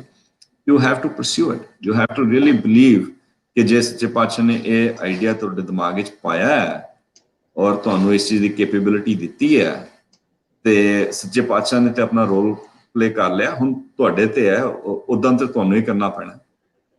ਜੀ ਜੀ। ਤੇ ਵੀਰ ਜੀ, ਜਿੱਦਾਂ ਆਪ ਜੀ ਨੇ ਹੁਣ ਦੱਸਿਆ ਕਿ ਹਾਊ ਸ਼ੁਡ ਵਨ ਅਪਰੋਚ, ਇੱਕ ਕੰਮ ਨੂੰ ਪੈਸ਼ਨੇਟਲੀ ਅਪਰੋਚ ਕਰਨਾ ਚਾਹੀਦਾ, ਉਹਦੇ ਵਾਸਤੇ ਉਹ ਬਿਲੀਫ ਹੋਣਾ ਚਾਹੀਦਾ ਸਾਡੇ ਅੰਦਰ, ਤਾਂ ਕਿ ਅਸੀਂ ਉਹ ਆਉਣ ਵਾਲੀ ਪ੍ਰੋਬਲਮਸ ਨੂੰ ਸੋਲਵ ਕਰ ਸਕੀਏ ਜਾਂ ਕਰੰਟ ਪ੍ਰੋਬਲਮਸ ਨੂੰ ਸੋਲਵ ਕਰ ਸਕੀਏ। ਤੇ ਨਾਲੇ ਇਹਦੇ ਨਾਲ ਵੀ ਜੀ ਆਪ ਜੀ ਨੂੰ ਕੀ ਲੱਗਦਾ ਹੈ ਕਿ ਇੱਕ ਸਿੱਖ ਹਾਊਸ ਹੋਲਡ ਜਿਹੜਾ ਹੁੰਦਾ ਹੈ, ਘਰ ਜੋ ਹੈ ਸਾਡਾ, ਉਹਦਾ ਇੱਕ ਰੂਟੀਨ ਹੋਣਾ ਜਾਂ ਉਹਦਾ ਇੱਕ ਪ੍ਰਿੰਸੀਪਲ ਬੇਸਡ ਲਿਵਿੰਗ ਹੋਣੀ, ਗੁਰੂ ਦੇ ਸਿਧਾਂਤਾਂ ਤੇ ਬੇਸਡ ਇੱਕ ਜੀਵਨ ਹੋਣਾ ਕਿੰਨਾ ਕੁ ਇੰਪੋਰਟੈਂਟ ਹੈ? ਅਸੀਂ ਅੱਜ ਅਗਰ ਇੰਡੀਆ ਵਿੱਚ ਦੇਖੀਏ ਤੇ ਅੱਜ money, luxury, comfort have become ਇੱਕ ਪ੍ਰਾਈਮ ਰਿਕੁਆਇਰਮੈਂਟ, ਪ੍ਰਾਇੋਰਿਟੀ ਸਾਡੀ ਇਹਦੇ ਤੇ ਸ਼ਿਫਟ ਹੋ ਗਈ ਐਂਡ ਅਸੀਂ ਬਹੁਤ ਈਜ਼ੀਲੀ ਆਪਣੇ ਗੁਰੂ ਦੇ ਸਿਧਾਂਤਾਂ ਔਰ ਪ੍ਰਿੰਸੀਪਲਸ ਨਾਲ ਕੰਪਰੋਮਾਈਜ਼ ਕਰ ਲੈਂਦੇ ਹਾਂ, ਕਿਉਂਕਿ ਉਹ ਸਾਨੂੰ ਸ਼ਾਇਦ ਈਜ਼ੀ ਵੇ ਆਊਟ ਦਿਖਦਾ ਹੈ। ਤੇ how can we change this mindset ਵੀ ਜੀ ਅਸੀਂ ਕੀ ਸਟੈਪਸ ਲਈਏ ਤਾਂ ਕਿ ਇੱਕ ਘਰ ਪਾਸੋਂ ਅਸੀਂ ਵੀ ਕੈਨ ਹੈਵ ਅ ਗੁਰੂ ਵਾਲਾ ਲਾਈਫ ਐਂਡ ਉਹ ਜੀਵਨ ਹੋ ਸਕੇ ਜੋ ਅਸੀਂ ਫਿਰ ਉਹੀ ਰਿਫਲੈਕਸ਼ਨ ਆਪਣੇ ਕੰਮ ਤੇ ਲੈ ਕੇ ਜਾ ਸਕੀਏ, ਆਪਣੇ ਪ੍ਰੋਫੈਸ਼ਨ ਵਿੱਚ ਲੈ ਕੇ ਜਾ ਸਕੀਏ। ਜੀ ਆਫ ਕੋਰਸ, ਜੇ ਉਹ ਤੁਹਾਡਾ ਡਿਸਪਲਿਨ ਘਰ ਦੀ ਲਾਈਫ ਵਿੱਚ ਨਹੀਂ ਸਪਰੈਡ ਹੁੰਦਾ ਤੇ ਉਹ ਘਰ ਤੋਂ ਬਾਹਰ ਵੀ ਨਹੀਂ ਹੋਣਾ। ਜੇ ਤੁਸੀਂ ਆਪਣੇ ਬੱਚਿਆਂ ਨਾਲ ਅੰਮ੍ਰਿਤ ਵੇਲੇ ਉੱਠ ਕੇ ਨਿਤਨੇਮ ਨਹੀਂ ਕਰਨ ਨੂੰ ਤਿਆਰ, ਜੇ ਪਰਿਵਾਰ ਨੂੰ ਇਕੱਠੇ ਬਿਠਾ ਕੇ ਰਹਿ ਪਾਠ ਨਹੀਂ ਕਰਨ ਨੂੰ ਤਿਆਰ, then ਜੋ ਉਹਦੇ ਰਿਪਰਕਸ਼ਨਸ ਨੇ, you have to accept those. And ਹੁਣ ਛੋਟੀ ਉਮਰ ਤੇ ਪੀਪਲ ਡੋਂਟ ਐਕਸੈਪਟ ਇਟ, ਲੋਕ ਇਸ ਚੀਜ਼ ਨੂੰ ਚੰਗੀ ਤਰ੍ਹਾਂ ਸਮਝਦੇ ਨਹੀਂ। ਜਿਸ ਵੇਲੇ ਤੁਹਾਡੀ 50-60 ਸਾਲ ਦੀ ਉਮਰ ਹੋ ਜਾਂਦੀ ਹੈ, ਤੁਸੀਂ ਆਸ-ਪਾਸ ਦੇਖਣਾ ਸ਼ੁਰੂ ਕਰਦੇ ਹੋ ਕਿ ਵੀ ਇਹਨਾਂ ਨਾਲ ਅਸੀਂ ਵਿਚਰੇ, ਇਹਨਾਂ ਦੇ ਪਰਿਵਾਰ 'ਚ ਕੀ ਹੋਇਆ ਜਾਂ ਇਹਨਾਂ ਦੇ ਪਰਿਵਾਰ 'ਚ ਕੀ ਹੋਇਆ, ਕਿਹਦੇ ਬੱਚੇ ਬਚ ਗਏ ਕਿਹਦੇ ਨਹੀਂ ਬਚ ਗਏ। ਜਿਸ ਵੇਲੇ ਮੈਂ ਦੇਖਣਾ ਜਿੰਨੇ ਲੋਕੀ ਕੈਨੇਡਾ ਆਉਂਦੇ ਨੇ ਐਂਡ ਸੋ ਆਨ, ਜਿਹੜੇ ਤੇ ਛੋਟੀ ਉਮਰ ਤੇ ਆ ਗਏ, ਮੈਂ ਤੇ ਉਹ ਸਮਝ ਜਾਂਦਾ ਕਿ ਠੀਕ ਹੈ ਅਗਲਾ ਆਪਣਾ ਕਰੀਅਰ ਬਣਾਉਣਾ ਚਾਹੁੰਦਾ ਐਂਡ ਸੋ ਆਨ। ਜੋ ਆਪਣੇ 50-60s ਲਈ ਜਾਂ ਈਵਨ ਲੇਟ 40s ਵਿੱਚ ਆ ਰਹੇ ਨੇ, ਉਹਨਾਂ ਨੂੰ ਮੈਂ ਪੁੱਛਣਾ ਕਿ why are you coming to Canada? ਤੁਸੀਂ ਉੱਥੇ ਐਸਟੈਬਲਿਸ਼ਡ ਹੈਗੇ ਹੋ, ਸੈਟਲਡ ਹੈਗੇ ਹੋ, ਤੁਹਾਡਾ career wise you are well respected in the community, ਇੱਥੇ ਆ ਕੇ ਤੁਸੀਂ ਕਿਉਂ ਆਪਣੀ ਲਾਈਫ ਨੂੰ ਇੱਕ ਤਰੀਕੇ ਨਾਲ ਫਿਰ ਰੀਸਟਾਰਟ ਕਰਨਾ ਚਾਹੁੰਦੇ ਹੋ from restart from first level, ਜਿੱਥੇ ਨਾ ਤੁਹਾਡੀ ਐਜੂਕੇਸ਼ਨ ਨਾ ਤੁਹਾਡੀ ਐਕਸਪੀਰੀਅੰਸ ਦੇ ਉੱਤੇ ਵੈਲਿਊ ਕੀਤਾ ਜਾਏਗਾ। ਤੇ ਸਾਰੇ ਇਹ ਕਹਿੰਦੇ ਨੇ ਕਿ ਅਸੀਂ ਆਪਣੇ ਬੱਚਿਆਂ ਨੂੰ ਬਚਾਉਣਾ ਚਾਹੁੰਦੇ ਹਾਂ। And ultimately it is easy to say ਕਿ ਜੀ ਬੱਚਾ ਗਲਤ ਪਾਸੇ ਲੱਗ ਗਿਆ ਕਿਉਂਕਿ ਜੀ ਸਕੂਲ ਦੇ ਵਿੱਚ ਜਾਂ ਕਿਤੇ ਹੋਰ ਗਲਤ ਸੰਗਤ ਮਿਲ ਗਈ, ਬਟ ਇਹ ਪੇਰੈਂਟਸ ਦੀ ਜ਼ਿੰਮੇਵਾਰੀ ਬਣ ਜਾਂਦੀ ਹੈ। ਐਂਡ ਜੇ ਅਸੀਂ ਇਨ ਅ ਫੈਮਿਲੀ ਲਾਈਫ ਆਪਣੀ ਸੰਗਤ, ਆਪਣੇ ਬੱਚਿਆਂ ਦੀ ਸੰਗਤ ਉਸ ਪਾਸੇ ਰੱਖੀਏ, ਦੈਨ ਵੀ ਹੈਵ, ਮਤਲਬ ਉਹ ਸੱਚੇ ਪਾਤਸ਼ਾਹ ਵੀ ਸਾਨੂੰ ਮਦਦ ਕਰਕੇ ਤੇ ਬਚਾ ਕੇ ਰੱਖਦੇ ਨੇ। ਬਟ ਜੇ ਅਸੀਂ ਘਰ ਬੈਠ ਕੇ ਆਪਣੇ ਕੇਸ ਕਤਲ ਕਰੀਏ ਜਾਂ ਮੀਟ ਸ਼ਰਾਬ ਖਾਈਏ ਪੀਏ, ਦੈਨ ਜੇ ਉਹ ਬੱਚਾ ਵੀ ਕੱਲ ਪੀ ਕੇ ਤੇ ਕਾਰ ਐਕਸੀਡੈਂਟ ਹੋ ਜਾਏ, then it is not something ਕਿ ਵੀ ਸੁਸਾਇਟੀ ਨੇ ਉਹਨੂੰ ਦਿਖਾਇਆ, ਅਸੀਂ ਆਪਣੀ ਫੈਮਿਲੀ 'ਚ ਹੀ ਦਿਖਾਇਆ ਕਿ ਦਿਸ ਇਜ਼ ਐਕਸੈਪਟੇਬਲ। ਜੇ ਅਸੀਂ ਉਹ ਡਿਸਪਲਿਨ ਨੂੰ ਦਿਖਾਈਏ ਬੱਚਿਆਂ ਨੂੰ ਕਿ ਵੀ this is what our life is supposed to be like, then they will keep in that direction. ਮੈਂ ਦੇਖੇ ਨੇ ਬੜੇ ਤਗੜੇ ਵੱਡੇ ਬਿਜ਼ਨਸਮੈਨ ਜਿਹੜੇ ਫਾਈਨੈਂਸ਼ੀਅਲੀ ਬੜੇ ਸਟਰੋਂਗ ਹੋ ਗਏ, ਬਟ ਉਹਨਾਂ ਦੀਆਂ ਇੰਨੀਆਂ ਟਰਬਲਡ ਲਾਈਵਸ ਨੇ ਬਿਕੋਜ਼ ਬੱਚੇ ਗਲਤ ਪਾਸੇ ਲੱਗ ਗਏ ਕਿ ਜੀ ਉੱਥੇ ਕੁੱਟ-ਕਟਾਪਾ ਹੋ ਗਿਆ, ਜੀ ਪੁੱਤਰ ਜੇਲ੍ਹ 'ਚ ਬੈਠਾ ਹੈ, ਵੀ ਅਗਲੇ ਮਿਲੀਅਨਸ ਆਫ ਡਾਲਰਸ ਦਾ ਤੁਸੀਂ ਕੀ ਕਰਨਾ ਹੈ ਜੇ ਤੁਹਾਡੀ ਫੈਮਿਲੀ ਰੁੜ ਗਈ। ਸੋ these things are critical, and while it seems easy ਕਿ ਵੀ ਡਿਸਪਲਿਨ ਨਾ ਕਰੋ, ਪਰ ਉਹਦੇ ਸਾਰੇ ਹਰ ਇੱਕ ਚੀਜ਼ ਦੇ consequences ਹੁੰਦੇ ਨੇ। ਐਂਡ ਜੇ ਤੁਸੀਂ ਕਰੋ ਕਿ consequences ਨੇ, even if immediate consequence ਨਾ ਹੋਏ, ਕਾਫੀ ਲੋਕੀ ਮਤਲਬ ਅਸੀਂ instant gratification ਵਿੱਚ ਲੱਭਨੇ ਆ ਕਿ ਜਿਵੇਂ 5 ਵਾਰੀ ਵਾਹਿਗੁਰੂ ਕਰਤਾ ਤੇ ਇੱਕ ਵਾਰੀ ਅਸੀਂ ਮੰਤਰ ਪੜ੍ਹ ਲਿਆ ਤੇ ਅਸੀਂ ਲੋਟਰੀ ਕਿਉਂ ਨਹੀਂ ਜਿੱਤ ਗਏ, ਇਹ ਸਾਡਾ ਮਾਈਂਡਸੈਟ ਹੁੰਦਾ ਹੈ। But it doesn't work like that. ਪੂਰੀ ਜ਼ਿੰਦਗੀ ਸ਼ਰਾਬ ਪੀ ਕੇ ਆਪਣੇ ਲਿਵਰ ਨੂੰ ਖਰਾਬ ਕਰੀ ਜਾਓ ਤੇ ਜਿਸ ਵੇਲੇ ਕੈਂਸਰ ਹੋ ਜਾਏ ਜਾਂ ਕੋਈ ਹੋਰ ਪ੍ਰੋਬਲਮ ਹੋ ਜਾਏ ਤੇ ਫਿਰ ਕਹੋ ਜੀ ਮੈਂ ਤਾਂ ਬੜਾ ਚੰਗਾ ਬੰਦਾ ਸੀਗਾ, ਰੱਬ ਨੇ ਮੈਨੂੰ ਕਿਉਂ ਕੀਤਾ? ਵੀ ਰੱਬ ਨੇ ਤਾਂ ਨਹੀਂ ਕੀਤਾ, ਤੁਸੀਂ ਪੂਰੀ ਜ਼ਿੰਦਗੀ ਪੀਂਦੇ ਰਹੇ, ਕਰਦੇ ਰਹੇ।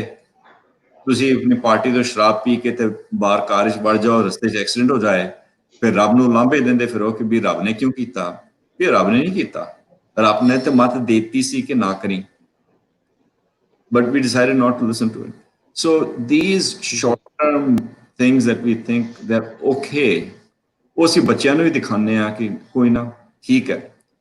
and these risks unfortunately ਜਿੰਨਾ ਵੀ ਕੋਈ ਦੱਸੀ ਜਾਵੇ, ਸਾਡੇ ਪੰਥ ਦੇ ਵਿੱਚ ਕਈ ਕਥਾਵਾਚਕ ਪ੍ਰਚਾਰਕ ਨੇ ਜਿਹੜੇ ਤੁਹਾਨੂੰ ਦੱਸੀ ਜਾਣਗੇ, unfortunately ਜਿੰਨਾ ਚਿਰ ਆਪਣੇ ਤੇ ਨਹੀਂ ਬੀਤਦੀ, people don't realize। ਜੀ ਬਿਲਕੁਲ ਠੀਕ ਵੀਰ ਜੀ। ਤੇ ਵੀਰ ਜੀ ਜਿੱਦਾਂ ਅਸੀਂ ਦੇਖਿਆ, ਜਿੱਦਾਂ ਆਪ ਜੀ ਨੇ ਕਿਹਾ ਕਿ ਅਸੀਂ ਗਲਤ ਪਾਸੇ ਤੁਰ ਪੈਂਦੇ ਆ ਤੇ ਵਾਹਿਗੁਰੂ। ਵੀਰ ਜੀ ਆਵਾਜ਼ ਆ ਰਹੀ ਮੇਰੀ? ਹਾਂਜੀ I can hear you। ਹਾਂਜੀ ਵੀਰ ਜੀ। ਤੇ ਆਪ ਜੀ ਨੂੰ ਕੀ ਲੱਗਦਾ ਹੈ ਕਿ ਅੱਜ ਦਾ ਯੂਥ ਜਿਹੜਾ ਹੈ ਪ੍ਰੋਬੇਬਲੀ ਉਹ ਉਹਨਾਂ ਦੇ ਕੋਲ ਰਾਈਟ ਰੋਲ ਮਾਡਲਸ ਨਹੀਂ ਹੈਗੇ, ਜਾਂ ਉਹਨਾਂ ਨੂੰ ਉਹਦਾ ਐਕਸਪੋਜ਼ਰ ਨਹੀਂ ਮਿਲ ਰਿਹਾ ਸ਼ਾਇਦ ਉਹ ਰੋਲ ਮਾਡਲਸ ਦਾ ਜਾਂ ਇੰਸਪਾਇਰਿੰਗ ਲੀਡਰਸ ਦਾ, ਜਿਨ੍ਹਾਂ ਨੂੰ ਉਹ ਦੇਖ ਕੇ ਉਹੋ ਜਿਹੇ ਬਣ ਸਕਣ, ਜਾਂ ਅਸੀਂ ਉਹਨਾਂ ਨੂੰ ਉਹ ਚੀਜ਼ ਪ੍ਰੈਜ਼ੈਂਟ ਨਹੀਂ ਕਰ ਪਾ ਰਹੇ ਸਹੀ ਤਰੀਕੇ ਨਾਲ। ਜਿੱਦਾਂ ਅਸੀਂ ਪੰਜਾਬ ਦੇ ਯੂਥ ਨੂੰ ਦੇਖਦੇ ਹਾਂ ਅੱਜ, ਤੇ ਦੇ ਆਰ ਮੈਸਿਵਲੀ ਦੇਖੇ ਇਨਫਲੂਐਂਸਡ ਬਾਈ ਜੋ ਸਿੰਗਰਸ ਹੈਗੇ ਨੇ, ਜਾਂ ਜੋ ਉਹਨਾਂ ਦੇ ਗੀਤ ਹੈਗੇ ਨੇ, ਜਾਂ ਜੋ ਉਹਨਾਂ ਦੇ ਲਿਰਿਕਸ ਹੈਗੇ ਨੇ, ਉਹਦੇ ਤੋਂ ਬਹੁਤ ਇਨਫਲੂਐਂਸ ਹੁੰਦੇ ਨੇ। ਸ਼ਾਇਦ ਤਾਂ ਕਰਕੇ ਉਹ ਸ਼ਰਾਬ ਵਾਲੇ ਪਾਸੇ ਜਾਂ ਉਹ ਲਾਈਫ ਸਟਾਈਲ ਵਾਲੇ ਪਾਸੇ ਡਾਇਵਰਟ ਹੋ ਜਾਂਦੇ ਨੇ। ਤੇ ਕੀ ਸਾਡੇ ਕੋਲ ਰੋਲ ਮਾਡਲ ਅਗਰ ਇਤਿਹਾਸ ਪੱਖ ਵੀ ਦੇਖੀਏ ਤੇ ਬਹੁਤ ਨੇ, ਔਰ ਅਗਰ ਅਸੀਂ ਪ੍ਰੋਫੈਸ਼ਨਲ ਔਰ ਐਂਟਰਪ੍ਰੀਨਰਸ ਦੇਖੀਏ, ਆਪ ਜੀ ਜਿਹੋ ਜਿਹੇ ਲੋਕ ਵੀ ਬਹੁਤ ਸਾਰੇ ਵੀਰ ਭੈਣ ਹੈਗੇ ਨੇ ਸਾਡੇ ਕੋਲ, ਲੇਕਿਨ how do we bring them out ਵੀਰ ਜੀ, ਤਾਂ ਕਿ ਉਹ ਲੋਕ ਇਨਫਲੂਐਂਸ ਹੋ ਸਕਣ ਸਹੀ ਤਰੀਕੇ ਨਾਲ? Well, I agree with you, that becomes very important. Certainly ਜਿਹੜਾ ਤੁਸੀਂ ਇਹ ਪ੍ਰੋਗਰਾਮ ਕਰ ਰਹੇ ਹੋ, ਸਿੱਖੀ ਸਪੀਕਸ, ਔਰ you've already had 25 speakers, I think that certainly has an impact. Unfortunately, you're right. Oh, sort of gangster culture, ਜਿਹਦੇ ਵਿੱਚ people will continue looking at these singers and so on. ਜੇ ਉਹਨਾਂ ਦੇ ਉਹੀ role models ਬਣੇ, then that's all they will be able to. ਤੇ ਮੈਨੂੰ ਮੇਰਾ ਇੱਕ ਦੋਸਤ ਹੈ, is an elderly fellow, ਜੋ ਫੈਡਰਲ ਐਕਸਪ੍ਰੈਸ ਦੇ board of directors, Caterpillar, Allstate insurance, Inland Steel, ਕਈ ਕੰਪਨੀਆਂ ਦੇ ਬੋਰਡ ਆਫ ਡਾਇਰੈਕਟਰਸ ਤੇ ਹੈ, ਤੇ ਉਹ ਅਫਰੀਕਨ ਅਮਰੀਕਨ ਹੈ। ਉਹਦੇ ਨਾਲ ਕਈ ਵਾਰੀ ਗੱਲਬਾਤ ਹੁੰਦੀ ਹੈ ਤੇ ਕਿ ਅਫਰੀਕਨ ਅਮਰੀਕਨ ਕਮਿਊਨਿਟੀ ਕਿਉਂ ਨਹੀਂ ਕਈ ਤਰੀਕੇ ਤੇ ਕਈ ਲੈਵਲ ਤੇ ਪ੍ਰੋਗਰੈਸ ਕਰ ਰਹੀ, ਤੇ ਉਹ ਦੱਸਦਾ ਹੈ ਕਿ the main reason is ਕਿ the lack of role models, ਕਿ ਜੇ ਸਪੋਰਟਸ ਪਲੇਅਰਸ ਤੇ ਰੈਪਰਸ ਜੋ ਜ਼ਿਆਦਾਤਰ ਐਜ਼ ਅ ਗੈਂਗਸਟਰ ਰੋਲ ਨੂੰ ਵਰਸਾਉਂਦੇ ਨੇ, ਜੇ ਇਹ ਤੁਹਾਡੇ ਬੱਚਿਆਂ ਲਈ ਰੋਲ ਮਾਡਲਸ ਬਣੇ ਤੇ ਬੱਚਿਆਂ ਨੇ ਅੱਗੇ ਜਾ ਕੇ ਕੀ ਸਟੇਜ ਤੇ ਪਹੁੰਚਣਾ। ਉਹ ਕਹਿੰਦਾ ਕਿ ਜੇ ਦੂਜੇ ਪਾਸੇ ਤੁਸੀਂ ਜੂਇਸ਼ ਕਮਿਊਨਿਟੀ ਨੂੰ ਦੇਖੋ, ਉਹ ਆਪਣੇ ਬੱਚਿਆਂ ਨੂੰ ਛੋਟੀ ਉਮਰ ਤੋਂ ਦੱਸਦੇ ਰਹਿੰਦੇ ਨੇ ਕਿ ਤੈਨੂੰ ਪਤਾ ਹੈ ਕਿ ਗੂਗਲ ਦਾ ਕੌਣ ਜਿਹੜਾ ਫਾਊਂਡਰ ਹੈਗਾ ਉਹ ਜੂਇਸ਼ ਹੈਗਾ, ਕਿ ਤੈਨੂੰ ਪਤਾ ਹੈ ਕਿ ਮਾਰਕ ਜ਼ਕਰਬਰਗ ਜੋ ਫੇਸਬੁੱਕ ਦਾ ਫਾਊਂਡਰ ਹੈ ਉਹ ਵੀ ਜੂਇਸ਼ ਹੈਗਾ। ਉਹ ਚੀਜ਼ਾਂ ਬੱਚਿਆਂ ਨੂੰ ਦਰਸਾਉਂਦੇ ਨੇ, and that becomes very important.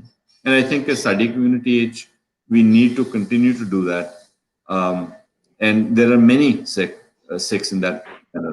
When India ਦੇ ਵਿੱਚ ਤੁਸੀਂ ਦੇਖੋ, RS ਰੁਪਿੰਦਰ ਸਿੰਘ ਸੋਢੀ ਜੋ ਅਮੁਲ ਡੇਅਰੀ ਜਿਹਦੇ ਵਿੱਚ ਲੱਖਾਂ EMPLOYEES ਨੇ, India the largest producer of dairy products ਹੈਗਾ, ਇਜ਼ ਅ ਗੁਰਸਿੱਖ। ਔਰ ਉਹਨਾਂ ਨੇ ਦੇਖੋ, ਉਹਨਾਂ ਨੇ ਗੁਰੂ ਗੋਬਿੰਦ ਸਿੰਘ ਦੀ ਫਿਲਾਸਫੀਜ਼ ਤੇ ਬਿਜ਼ਨਸ ਦੇ ਉੱਤੇ ਕੀ ਆਰਟੀਕਲਸ ਲਿਖੇ ਨੇ। It is very impressive to look at these guys. ਪਿਛਲੇ ਹਫ਼ਤੇ ਗੁਰਮੀਤ ਸਿੰਘ ਬਾਵਾ ਸੈਪ ਦੇ ਸਾਊਥ ਈਸਟ ਏਸ਼ੀਆ ਦੇ ਹੈੱਡ ਅਪਾਇੰਟ ਕੀਤੇ ਗਏ ਨੇ। Airbnb ਦਾ MD ਦੇਖੋ, ਪਿੱਛੇ ਯਾਹੂ ਦਾ MD ਵੀ ਸਿੱਖ ਸੀਗਾ। So there are a number of successful Sikhs ਔਰ ਜੋ ਸਿੱਖੀ way of life or philosophy follow ਕਰ ਰਹੇ ਨੇ। And I think it's important, again, ਅਖੀਰ ਤੇ ਜਾ ਕੇ ਪੇਰੈਂਟਸ ਦੀ ਜ਼ਿੰਮੇਵਾਰੀ ਬਣਦੀ ਹੈ ਕਿ ਬੱਚਿਆਂ ਨੂੰ ਕਿਸ ਚੀਜ਼ ਨਾਲ ਐਕਸਪੋਜ਼ ਕਰਨ। ਜੀ ਵਾਹਿਗੁਰੂ। ਤੇ ਵੀਰ ਜੀ, ਆਪ ਜੀ ਨੂੰ ਕੀ ਲੱਗਦਾ ਹੈ ਕਿ should ਇੱਕ ਓਪਰਚੁਨਿਟੀ ਹੈ ਇੱਥੇ ਕਿ we can create a platform, ਇੱਕ ਅਸੀਂ ਗਾਈਡੈਂਸ ਸਪੋਰਟ ਪਲੇਟਫਾਰਮ ਜਿਹੋ ਜਿਹਾ ਕੁਝ ਕ੍ਰੀਏਟ ਕਰ ਸਕੀਏ ਫॉर ਬਡਿੰਗ ਐਂਟਰਪ੍ਰੀਨਰਸ, ਜਾਂ ਜਿਨ੍ਹਾਂ ਨੂੰ ਸ਼ਾਇਦ ਇਨਸਪੀਰੇਸ਼ਨ ਚਾਹੀਦੀ ਹੈ, ਵੇਅਰ ਇਹ ਜੋ ਸਕਸੈਸਫੁਲ ਪ੍ਰੋਫੈਸ਼ਨਲਸ ਹੈਗੇ ਨੇ, ਜੋ ਐਂਟਰਪ੍ਰੀਨਰਸ ਹੈਗੇ ਨੇ, ਉਹਨਾਂ ਦੀ ਜਰਨੀ ਤੋਂ ਅਸੀਂ ਸਿੱਖ ਸਕੀਏ, ਉਹਨਾਂ ਦੇ ਸਕਸੈਸ ਔਰ ਫੇਲੀਅਰਸ ਨੂੰ ਅਸੀਂ ਸ਼ੇਅਰ ਕਰੀਏ ਉੱਥੇ, ਔਰ probably some of them who are free to mentor the upcoming generations, ਤੇ ਇਦਾਂ ਦਾ ਅਗਰ ਕੋਈ ਪਲੇਟਫਾਰਮ ਦਾ ਕੋਈ ਆਪ ਜੀ ਨੂੰ ਲੱਗਦਾ ਕੋਈ ਪੋਸਿਬਿਲਿਟੀ ਜਾਂ there is a scope for such platforms right now? I think there's a huge opportunity, and certainly need ਤੇ ਹੈਗੀ ਹੈ ਤੇ opportunity ਵੀ ਹੋਣਾ ਹੈ। ਕਈ ਵਾਰੀ ਜਦੋਂ ਅਸੀਂ ਕਈਆਂ ਹੋਰਾਂ ਨਾਲ ਗੱਲ ਕੀਤੀ ਕਿ ਵੀ ਐਵੇਂ ਦੀ ਕੋਈ ਚੀਜ਼ ਕਰਨੀ ਚਾਹੀਦੀ ਹੈ, it was always an issue of time, ਵੀ ਕਦੋਂ ਕਰਾਂਗੇ, ਕਿੱਥੇ ਜਾਵਾਂਗੇ, ਕਿੰਨੇ ਲੋਕੀ ਇਕੱਠੇ ਹੋਣਗੇ, ਨਹੀਂ ਹੋਣਗੇ। ਹੁਣ ਕੋਵਿਡ ਨਾਲ ਇੱਕ ਥੋੜਾ ਜਿਹਾ ਇਹ ਪੈਂਡੈਮਿਕ ਨਾਲ ਹੋ ਗਿਆ ਹੈ ਕਿ ਦੀ acceptance of video conferencing has made a huge difference. ਕਈ ਸੰਗਤਾਂ ਆਪਣਾ ਅੰਮ੍ਰਿਤ ਵੇਲੇ ਦਾ ਨਿਤਨੇਮ ਇਕੱਠੇ ਹੋ ਕੇ ਤੇ ਜ਼ੂਮ ਦੇ ਉੱਤੇ ਕਰਦੀਆਂ ਪਈਆਂ ਨੇ। ਪੀਪਲ ਇਕੱਠੇ ਹੋ ਕੇ ਤੇ ਸਿਮਰਨ ਕਰਦੇ ਪਏ ਨੇ, ਕੀਰਤਨ ਸਮਾਗਮ ਕਰਦੇ ਪਏ ਨੇ ਇਨ ਵੀਡੀਓ ਕਾਨਫਰੰਸਿੰਗ ਇਨਵਾਇਰਨਮੈਂਟ, ਜਿਹੜੀ ਪਹਿਲੇ ਤੁਸੀਂ ਸੋਚ ਨਹੀਂ ਸਕਦੇ ਸੀਗੇ ਕਿ ਵੀ ਜਿੰਨਾ ਚਿਰ ਅਸੀਂ ਸੰਗਤ ਵਿੱਚ ਉੱਥੇ ਬੈਠੇ ਨਾ ਹੋਈਏ, it doesn't make sense. But ਅੱਜ ਕੱਲ ਦੀ acceptance of that is grown so much that it makes sense ਕਿ entrepreneurs ਔਰ mentors ਦਾ ਇਸ ਤਰੀਕੇ ਦਾ ਗਰੁੱਪ ਕਰਕੇ ਤੇ Q&A ਆਨਸਰਸ ਹੋਣ, ਇੱਕ ਦੂਸਰੇ ਦੇ ਐਕਸਪੀਰੀਐਂਸਿਸ ਦੇ ਨਾਲ ਸ਼ੇਅਰ ਕਰਕੇ ਆਪਣੇ ਸਟਰਗਲਸ ਤੇ ਆਬਸਟੀਕਲਸ ਨਾਲ ਕਿਵੇਂ ਓਵਰਕਮ ਕਰਨਾ ਹੈ ਉਹਦੇ ਬਾਰੇ ਵਿਚਾਰ ਕਰਕੇ ਇਸ ਤਰੀਕੇ ਦੀਆਂ ਕਨਵਰਸੇਸ਼ਨਸ ਕੀਤੀਆਂ ਜਾਣ। I think it can go a long way। ਔਰ ਜੇ ਤੁਸੀਂ ਇਸ ਚੀਜ਼ ਦਾ, ਇਸ ਉਪਰਾਲੇ ਨੂੰ ਅੱਗੇ ਤੋਰਨ ਲਈ ਤਿਆਰ ਹੋਵੋ ਤੇ ਸਰਟਨਲੀ ਮੈਂ ਕਈ established ਗੁਰਸਿੱਖ ਜੋ ਮੇਰੇ ਨੈਟਵਰਕ ਵਿੱਚ ਨੇ ਜਾਂ ਜਿਨ੍ਹਾਂ ਨਾਲ ਮੇਰੀ ਕੰਟੈਕਟ ਹੋਈ ਹੈ ਪਿਛਲੇ ਕੁਝ ਸਾਲਾਂ ਤੋਂ, I can reach out to them and I'll help create that.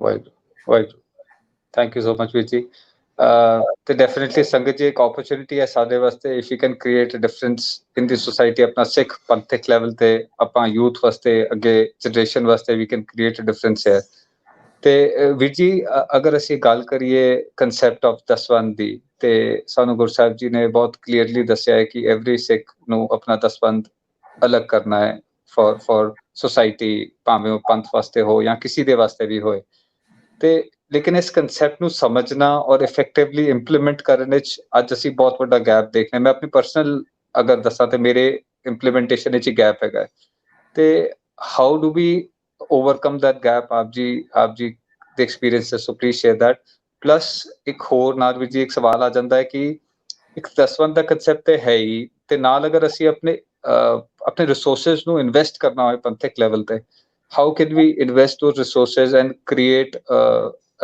an impact on for the panth ਜਿੱਦਾਂ ਆਪਾਂ ਕੋਈ problems ਜਿਹਦੀ education problem ਜਾਂ employment problems ਹੈਗੇ ਨੇ ਜਾਂ ਕੋਈ resource create ਕਰ ਸਕੇ ਉਹਦੇ ਵਾਸਤੇ how can we go ahead with that ਵੀਰ ਜੀ So Vijay, the two aspects. ਪਹਿਲੀ ਗੱਲ ਤੇ ਦਸਵੰਧ is not limited to purely just financial. It's also time aspect.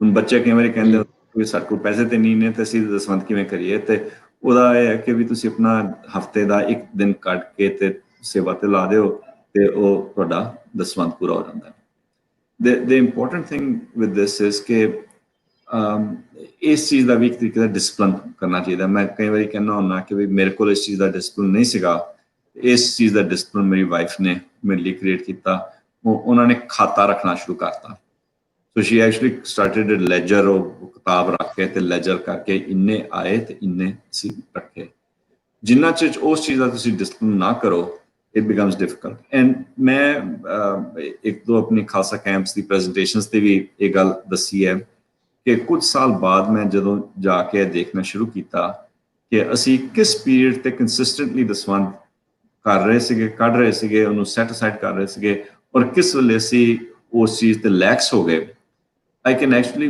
map ਜੋ life or businesses the ups and downs ਨੇ to how consistent we were with our ਦਸਵੰਧ so ਉਹ ਦਸਵੰਧ ਰੱਖਣਾ ਤੇ ਉਹ allocate ਕਰਨਾ ਬੜਾ ਜ਼ਰੂਰੀ ਹੈ ਕਿਉਂਕਿ that is ਤੁਸੀਂ ਇਸ ਚੀਜ਼ ਬੜੀ ਕਲੀਅਰਲੀ ਸਮਝ ਲਓ ਕਿ ਤੁਹਾਡਾ ਪੈਸਾ ਨਹੀਂ ਕਿ ਵੀ ਉਹ ਸੱਚੇ ਪਾਤਸ਼ਾਹ ਦੀ ਐਲੋਕੇਸ਼ਨ ਹੈ ਤੇ ਉਹ ਤੁਸੀਂ ਉਸ ਸੇਵਾ ਵੱਲ ਲਾਣਾ ਹੁਣ ਕਿਹੜੇ ਪਾਸੇ ਲਾਣਾ can be anywhere ਜਿਹੜਾ ਤੁਹਾਨੂੰ ਸੋਭਦਾ ਹੋਏ ਤੁਹਾਨੂੰ ਆਈਡੀਆ ਚਾਹੀਦੇ ਹੋਣ ਤੇ ਵੈਬਸਾਈਟਸ ਹੈ ਨੇ daswandnetwork.com ਜਿੱਥੇ ਕਈਆਂ ਨੇ ਆਪਣੇ ਵੱਖਰੇ ਵੱਖਰੇ ਪ੍ਰੋਜੈਕਟਸ ਦੇ ਉੱਤੇ ਕੀਤਾ ਹੋਇਆ ਤੁਸੀਂ ਆਪ ਕਰਨਾ ਤੇ ਆਪਣੇ ਨੇਬਰਹੁੱਡ ਜਾ ਕੇ ਗਰੀਬਾਂ ਨੂੰ ਖਾਣਾ ਵੰਡ ਦਿਓ ਉਹ ਕਰ ਲਓ ਤੁਸੀਂ ਬੈਠ ਕੇ ਤੇ ਸਿੱਖੀ ਦੇ ਉੱਤੇ ਪੁਸਤਕਾਂ ਲੈ ਕੇ ਤੇ ਲੋਕਾਂ 'ਚ ਉਹ ਵੰਡ ਦਿਓ ਤਾਂ ਕਿ ਉਹਨਾਂ ਨੂੰ ਸਿੱਖੀ ਬਾਰੇ ਪਤਾ ਲੱਗੇ ਤੁਸੀਂ ਬੈਠ ਕੇ ਜੋ ਵੀ ਤੁਹਾਡੀ ਇੰਡਸਟਰੀ ਹੈਗੀ ਹੈ ਤੁਸੀਂ CPO ਅਕਾਊਂਟੈਂਟ ਹੈਗੇ ਹੋ ਯੰਗ ਬੱਚਿਆਂ ਨੂੰ ਫਾਈਨੈਂਸ਼ੀਅਲ ਮੈਨੇਜਮੈਂਟ ਬਾਰੇ ਤੇ ਉਹ ਸਿਖਾਉਣਾ ਸ਼ੁਰੂ ਕਰੋ ਸੋ ਮਤਲਬ ਦੇयर इज नो ਲਿਮਿਟ ਔਨ ਕਿ ਵੀ ਤੁਸੀਂ ਕਿਸ ਤਰੀਕੇ ਨਾਲ ਸੇਵਾ ਕਰ ਸਕਦੇ ਹੋ as long as ਤੁਸੀਂ ਬਲੀਵ ਕਰੋ ਕਿ ਇਹ ਤੁਹਾਡੀ ਆਬਲੀਗੇਸ਼ਨ ਹੈ ਕਿ ਸੱਚੇ ਪਾਤਸ਼ਾਹ ਨੇ ਇਹ ਤੁਹਾਡੀ ਜ਼ਿੰਮੇਵਾਰੀ ਬਣਾਈ ਹੈ ਕਿ you everything doesn't have to be ਇਕੱਲੇ ਮੈਂ ਆਪਣੇ ਮੂੰਹ 'ਚ ਹੀ ਖਾਣਾ ਪਾਣਾ you have an obligation to the rest of the world also so this one becomes a very important element ਜੇ ਤੁਸੀਂ ਖਾਲਸਾ ਸੋ ਨਿਰਧਨ ਕੋ ਪਾਲੇ ਦੀ ਜ਼ਿੰਮੇਵਾਰੀ ਪੂਰੀ ਕਰਨੀ ਹੈ ਤੇ it becomes very very critical and ਜੇ ਤੁਸੀਂ ਉਸ ਚੀਜ਼ ਦਾ ਲੈਜਰ ਨਾ ਬਣਾਓ ਜੇ ਉਸ ਚੀਜ਼ ਦਾ ਤੁਸੀਂ ਇੱਕ ਤਰੀਕੇ ਦਾ ਖਾਤਾ ਨਾ ਬਣਾਓ then you can't do it you need to know ਕਿ ਕਿੰਨੇ ਆਏ ਕਿ ਕਿੰਨੇ ਗਏ ਕਿਉਂਕਿ otherwise ਉਹ ਚੀਜ਼ ਤੁਸੀਂ ਭੁੱਲ ਜਾਓਗੇ ਕਿਤੇ ਕਿਤੇ ਦੇ ਨਹੀਂ ਦੇਤੇ doesn't work you have to have ਕਿ ਵੀ ਇੰਨੇ ਆਏ ਘਰ ਦੇ ਵਿੱਚ ਤੇ ਚਾਹੇ ਮੇਰੀ ਕਾਰ ਦੀ ਪੇਮੈਂਟ ਲੇਟ ਹੋ ਗਈ ਚਾਹੇ ਕੀ ਚੀਜ਼ ਮੇਰੀ ਅੱਗੇ ਪਿੱਛੇ ਹੋ ਗਈ ਉਹ ਦਸਵੰਧ is not mine to deal with ਉਹ ਮੇਰਾ ਨਹੀਂ ਹੈ ਉਹ ਗੁਰੂ ਦਾ ਹੈ ਤੇ ਮੈਂ ਉਸ ਪਾਸੇ ਗੁਰੂ ਦੇ ਹੁਕਮ ਮੁਤਾਬਕ ਉਹਨੂੰ ਮੈਂ ਐਲੋਕੇਟ ਕਰਦਾ ਜੀ ਜੀ ਤੇ ਵੀਰ ਜੀ ਇੱਕ ਜੋ ਅਗਲਾ ਸਵਾਲ ਹੈ ਇਟ ਇਜ਼ ਕੁਆਇਟ ਸਿਮਿਲਰ ਸਵਾਲ ਸਾਨੂੰ ਸੰਗਤ ਤੋਂ ਵੀ ਆਇਆ ਸੀਗਾ ਤੇ will just take that quickly ਤੇ ਜਿੱਦਾਂ ਵੀ ਜੀ ਅੱਜ ਦੇ 6 ਸਕਾਲਰਸ ਹੈਗੇ ਨੇ ਜਾਂ ਜਿਹੜੇ ਇੰਟੈਲੈਕਚੁਅਲ ਥਿੰਕ ਟੈਂਕਸ ਹੈਗੇ ਨੇ ਤੇ ਰੈਫਰ ਕਿ ਆਪ ਜੀ ਦੀ ਜੋ ਜਰਨੀ ਰਹੀ ਹੈ it has been quite similar to the greatest banker Dr. Inderjeet Singh ji, ਜਿਨ੍ਹਾਂ ਨੇ ਪੰਜਾਬ ਸਿੰਧ ਬੈਂਕ ਦੇ ਫਾਊਂਡਰ ਮੈਂਬਰ ਵੀ ਰਹੇ ਨੇ ਉਹ, ਤੇ ਉਹਨਾਂ ਤੇ ਗੁਰਸਾਹਿਬ ਜੀ ਦੀ ਬਹੁਤ ਕਿਰਪਾ ਰਹੀ ਹੈ। Because of his vision today Sikhs are across many nationalised banks ਤੇ ਅੱਛੀ ਪੋਜੀਸ਼ਨਸ ਤੇ ਬੈਠੇ ਹੋਏ ਨੇ। ਤੇ ਅਗਰ ਅੱਜ ਅਸੀਂ ਦੇਖੀਏ, your vision is also quite similar ਕਿ ਕੀ ਇੰਪੈਕਟ ਅਸੀਂ ਸੋਸਾਇਟੀ ਤੇ ਕ੍ਰੀਏਟ ਕਰ ਸਕਦੇ ਹਾਂ। ਤੇ ਜੋ ਸਿੱਖ ਹੈਗੇ ਨੇ ਸੌਫਟਵੇਅਰ ਵਿੱਚ ਜਾਂ ਜੋ ਸੋਲਰ એનર્ਜੀ ਵਾਲੇ ਪਾਸੇ ਸੋਚਦੇ ਨੇ, ਅਗਰ ਉਹਨਾਂ ਨੂੰ ਆਪ ਜੀ ਦੀ ਸੋਚ ਨਾਲ ਅਲਾਈਨ ਹੋਣਾ ਹੋਏ, ਆਪ ਜੀ ਦੀ ਲੌਂਗ ਟਰਮ ਵਿਜ਼ਨ ਦਾ ਇੱਕ ਪਾਰਟ ਬਣਨਾ ਹੋਏ, ਤੇ ਉਹ ਕਿਸ ਤਰ੍ਹਾਂ ਬਣ ਸਕਦੇ ਨੇ ਵੀਰ ਜੀ? ਜੀ actually it is very easy. ਮੇਰਾ ਵੀ ਜਿਹੜਾ ਤਜਰਬਾ ਹੈ ਉਹ ਇਹ ਹੈਗਾ ਕਿ ਬਿਕੋਜ਼ ਆਫ ਦ ਸਰੂਪ ਉਹ ਦਸਤਾਰ ਕਰਕੇ ਜਿਸ ਵੇਲੇ ਮੈਨੂੰ ਜ਼ਿੰਦਗੀ ਦੇ ਵਿੱਚ ਲੋੜ ਪਈ ਹੈ, ਮੁਸ਼ਕਲਾਂ ਆਈਆਂ ਨੇ, ਤੇ ਕਿਸੇ ਨਾ ਕਿਸੇ ਗੁਰਸਿੱਖ ਨੇ ਮੇਰੀ ਬਾਂਹ ਪਕੜ ਕੇ ਮੇਰੀ ਮਦਦ ਕੀਤੀ ਹੈ। And that sport infrastructure is very critical। मतलब मैं दुनिया भर जिसले ट्रैवल करना, जे किसी नवे शहर जाना, तो ऑलवेज होंदा है कि भी गुरु महाराज के दर्शन कर लीए, लभ लीए गुरुद्वारा कित्थे है, तो उत्थे जाके ते एटलीस्ट महाराज के दर्शन कर लीए। वो जिहड़ा कम्यूनिटी दे नाल एक तरीके दी कनैक्ट बनदी है, ਉਹਦਾ ਜਿਹੜਾ ਸਪੋਰਟ ਇਨਫਰਾਸਟ੍ਰਕਚਰ ਬੰਦਾ, ਦੈਟ ਇਜ਼ ਵੈਰੀ ਪਾਵਰਫੁਲ। ਅਸੀਂ ਕੋਸ਼ਿਸ਼ ਤੇ ਕਰਨੇ ਆ ਕਿ ਵੀ ਜਿਹੜਾ ਆਵੇ ਉਹਦੀ ਮਦਦ ਕਰ ਸਕੀਏ, ਬਟ ਜੇ ਉਹ ਗੁਰਸਿੱਖ ਹੋਵੇ, ਦਾੜਾ ਪ੍ਰਕਾਸ਼ ਕੀਤਾ ਹੋਏ, ਅੰਮ੍ਰਿਤ ਛਕਿਆ ਹੋਏ, ਤੇ ਸਾਨੂੰ ਪਤਾ ਹੈ ਕਿ ਵੀ ਉਹਦਾ ਵੀ ਪਿਤਾ ਉਹੀ ਹੈ, ਉਸ ਸਾਡੇ ਭਰਾ ਭੈਣ ਨੇ। And there is a whole different level of willingness to support that comes from that। So certainly ਹਰ ਇੱਕ ਇੰਡਸਟਰੀ ਦੇ ਵਿੱਚ ਇੱਕ ਦੂਸਰੇ ਦੀ ਅਸੀਂ ਸਪੋਰਟ ਕਰਨ ਦੀ ਕੋਸ਼ਿਸ਼ ਕਰਨੇ ਹਾਂ। ਔਰ ਸੋਲਰ ਦੇ ਵਿੱਚ ਵੀ ਕਈ ਗੁਰਸਿੱਖ ਨੇ ਜਿਨ੍ਹਾਂ ਨੇ ਬੜੀਆਂ ਸਕਸੈਸਫੁਲ ਕੰਪਨੀਜ਼ ਚਲਾਈਆਂ ਹੋਈਆਂ ਨੇ, ਔਰ ਮੈਂ ਮਤਲਬ without any shame, without any ਸ਼ਰਮ, ਮੈਂ ਸਿੱਧਾ ਉਹਨਾਂ ਨੂੰ ਅਪਰੋਚ ਕਰ ਲੈਂਦਾ for guidance and support and understanding of this industry and so on. ਔਰ ਮੈਂ ਸਾਰਿਆਂ ਨੂੰ ਇਹ ਰეკਮੈਂਡ ਕਰਨਾ ਕਿ ਵੀ ਜੇ ਤੁਸੀਂ ਕਿਸੇ ਫੀਲਡ ਦੇ ਵਿੱਚ ਪ੍ਰੋਗਰੈਸ ਕਰਨਾ ਹੈ ਤੇ ਇਸ ਚੀਜ਼ ਦਾ ਐਡਵਾਂਟੇਜ ਲੈ ਲਓ, ਕੋਈ ਉਹਦੇ 'ਚ ਹਰਜ ਨਹੀਂ। ਜੇ ਤੁਸੀਂ ਬਹਿ ਕੇ ਮੈਡੀਕਲ ਫੀਲਡ 'ਚ ਹੈਗੇ ਹੋ, ਤੁਸੀਂ ਦੇਖੋ ਕਿ ਉਸ ਫੀਲਡ ਦੇ ਵਿੱਚ, ਉਸ ਸਪੈਸ਼ਲਾਈਜੇਸ਼ਨ ਦੇ ਵਿੱਚ ਕੋਈ ਗੁਰਸਿੱਖ ਹੈਗਾ that is successful, and reach out to them, ask them to mentor you, ask them for guidance, ਔਰ ਉਹ ਜ਼ਰੂਰ ਦੇਣਗੇ। ਇਹ ਜਿਹੜਾ ਲਿੰਕ ਹੈਗਾ ਜਿਹੜਾ ਗੁਰਸਿੱਖਾਂ ਦਾ ਆਪਸ ਵਿੱਚ, that is a very powerful link ਜੋ ਸੱਚੇ ਪਾਤਸ਼ਾਹ ਐਸਟੈਬਲਿਸ਼ ਕਰ ਗਏ ਨੇ। ਔਰ ਕਈ ਲੋਕੀ ਇਸ ਚੀਜ਼ ਨੂੰ ਸਮਝਦੇ ਨਹੀਂ, that how you can take advantage of it, and it's simple। India ਚਾਹੇ ਥੋੜਾ ਜਿਹਾ ਮੈਂ ਘੱਟ ਦੇਖਣਾ ਇਸ ਚੀਜ਼ ਨੂੰ, ਪਰ ਬਾਹਰਲੇ ਦੇਸ਼ਾਂ ਤੁਸੀਂ ਜਾਓ, ਸੜਕ ਤੇ ਸਿੱਖ ਮਿਲ ਪਏ ਤੇ ਇੱਕ ਦੂਸਰੇ ਨੂੰ ਤੁਸੀਂ ਸਿਰ ਝੁਕਾ ਕੇ ਫਤਿਹ ਬੁਲਾਉਂਦੇ ਹੋ। This is a very common kind of practice. ਇੱਕ ਦੂਸਰੇ ਤੁਸੀਂ ਸਮਾਈਲ ਕਰਕੇ ਦੇਖਦੇ ਹੋ, ਚਾਹੇ ਅਗਲੇ ਨੂੰ ਤੁਸੀਂ ਕਦੀ ਨਾ ਮਿਲੇ ਹੋ।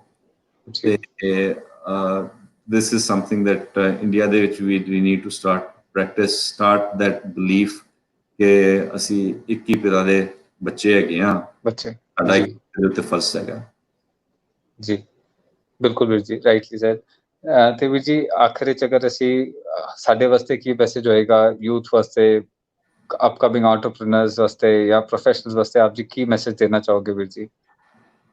ਜੋ ਮੇਰਾ ਪਿਛਲੇ ਕੁਝ ਸਾਲਾਂ ਤੋਂ ਇੱਕ ਕਾਫੀ ਕਾਮਨ ਸਟੈਂਡਰਡ ਜਿਹਾ ਮੈਸੇਜ ਹੈ ਸਾਰਿਆਂ ਲਈ, ਉਹ ਇਹ ਹੈ ਕਿ ਵੀ ਜੋ ਤੁਸੀਂ ਲੈਗੇਸੀ ਛੱਡੋਗੇ, ਹਰ ਇੱਕ ਦੀ ਆਪਣੀ ਲੈਗੇਸੀ ਹੁੰਦੀ ਹੈ, it will not reflect on you because of your dastar, it will reflect on your father, it will reflect on Guru Gobind Singh। ਔਰ ਜ਼ਿੰਦਗੀ ਦੇ ਵਿੱਚ ਉਹ ਅਚੀਵ ਕਰੋ, ਉਸ ਮਾਈਂਡਸੈਟ ਦੇ ਨਾਲ ਪਰਸਿਊ ਕਰੋ ਕਿ ਤੁਸੀਂ ਦਸਮ ਪਾਤਸ਼ਾਹ ਦੀ ਲੈਗੇਸੀ ਦੇ ਉੱਤੇ ਕੀ ਇੰਪੈਕਟ ਕਰਨਾ ਚਾਹੁੰਦੇ ਹੋ, ਤੁਸੀਂ ਦਸਮ ਪਾਤਸ਼ਾਹ ਦੀ ਲੈਗੇਸੀ ਦੇ ਉੱਤੇ ਕੀ ਐਡ ਕਰਨਾ ਚਾਹੁੰਦੇ ਹੋ। ਕਿ ਅਗਲੇ ਜਿਸ ਤਰੀਕੇ ਨਾਲ ਤੁਹਾਨੂੰ ਦੱਸਿਆ, ਕੈਂਸਰ ਰਿਸਰਚ ਦਾ ਹੈਡ UK ਦੇ ਵਿੱਚ ਸਿੱਖ ਹੈਗਾ। ਆਈ ਹੋਪ, ਆਈ ਵਿਸ਼, ਮੈਂ ਅਰਦਾਸ ਕਰਨਾ ਕਿ ਸੱਚੇ ਪਾਤਸ਼ਾਹ ਜਿੰਨਾ ਚਿਰ ਉਹ ਕੈਂਸਰ ਰਿਸਰਚ ਦਾ ਹੈਡ ਹੈ, ਉਸ ਵੇਲੇ ਜੇ ਕੈਂਸਰ ਰਿਸਰਚ 'ਚ ਉੱਥੇ ਕੋਈ ਸੋਲੂਸ਼ਨ ਲੱਭ ਜਾਏ ਤਾਂ ਕਿ ਅਸੀਂ ਬੜੇ ਮਾਣ ਨਾਲ ਦੁਨੀਆ ਨੂੰ ਕਹਿ ਸਕੀਏ ਕਿ ਗੁਰੂ ਗੋਬਿੰਦ ਸਿੰਘ ਦਾ ਪੁੱਤਰ ਸੀਗਾ, ਗੁਰੂ ਗੋਬਿੰਦ ਸਿੰਘ ਦੀ ਧੀ ਸੀਗੀ ਜਿਹਨੇ ਕੈਂਸਰ ਨੂੰ ਸੋਲਵ ਕਰ ਲਿਆ। I think that becomes very very critical। ਮੇਰੀ ਫਾਈਨਲ ਸਾਰਿਆਂ ਨੂੰ ਇਹ ਐਡਵਾਈਸ ਹੋਏਗੀ कि have the effort to do the discipline of Nitnem, अमृत वेला, काम क्रोध लोभ मोह का ना लड़ना, दसवंध करना, ये basic simple things we all know कि सानू करनियां चाहिदियां ने और लाइफ दी जो ये जर्नी है ਉਹਦੇ ਵਿੱਚ ਬਾਰ-ਬਾਰ ਡੇਲੀ ਬੇਸਿਸ ਤੇ ਦੇਖੋ ਕਿ ਕੀ ਜੋ ਮੈਂ ਕਰਨਾ ਪਿਆ ਦਸਮ ਪਾਤਸ਼ਾਹ ਦੀ ਸ਼ਾਨ ਜੋ ਹੈ ਉਹਦੇ ਉੱਤੇ ਕਿਸ ਤਰੀਕੇ ਨਾਲ ਉਸ ਚੀਜ਼ ਦਾ ਇੰਪੈਕਟ ਹੁੰਦਾ ਜੀ ਬਿਲਕੁਲ ਠੀਕ ਵੀਰ ਜੀ ਤੇ ਵੀਰ ਜੀ ਸਮਾਂ ਸ਼ਾਰਟ ਹੈਗਾ ਤੇ ਆਪ ਜੀ ਦਾ ਬਹੁਤ ਥੈਂਕ ਯੂ ਵੀਰ ਜੀ ਬਹੁਤ ਧੰਨਵਾਦ so you came at a short invite ਆਪ ਜੀ ਨੇ ਸਾਨੂੰ ਸਮਾਂ ਦਿੱਤਾ and I'm sure Vijay will come again if you need your support and guidance. For sure, inviting me.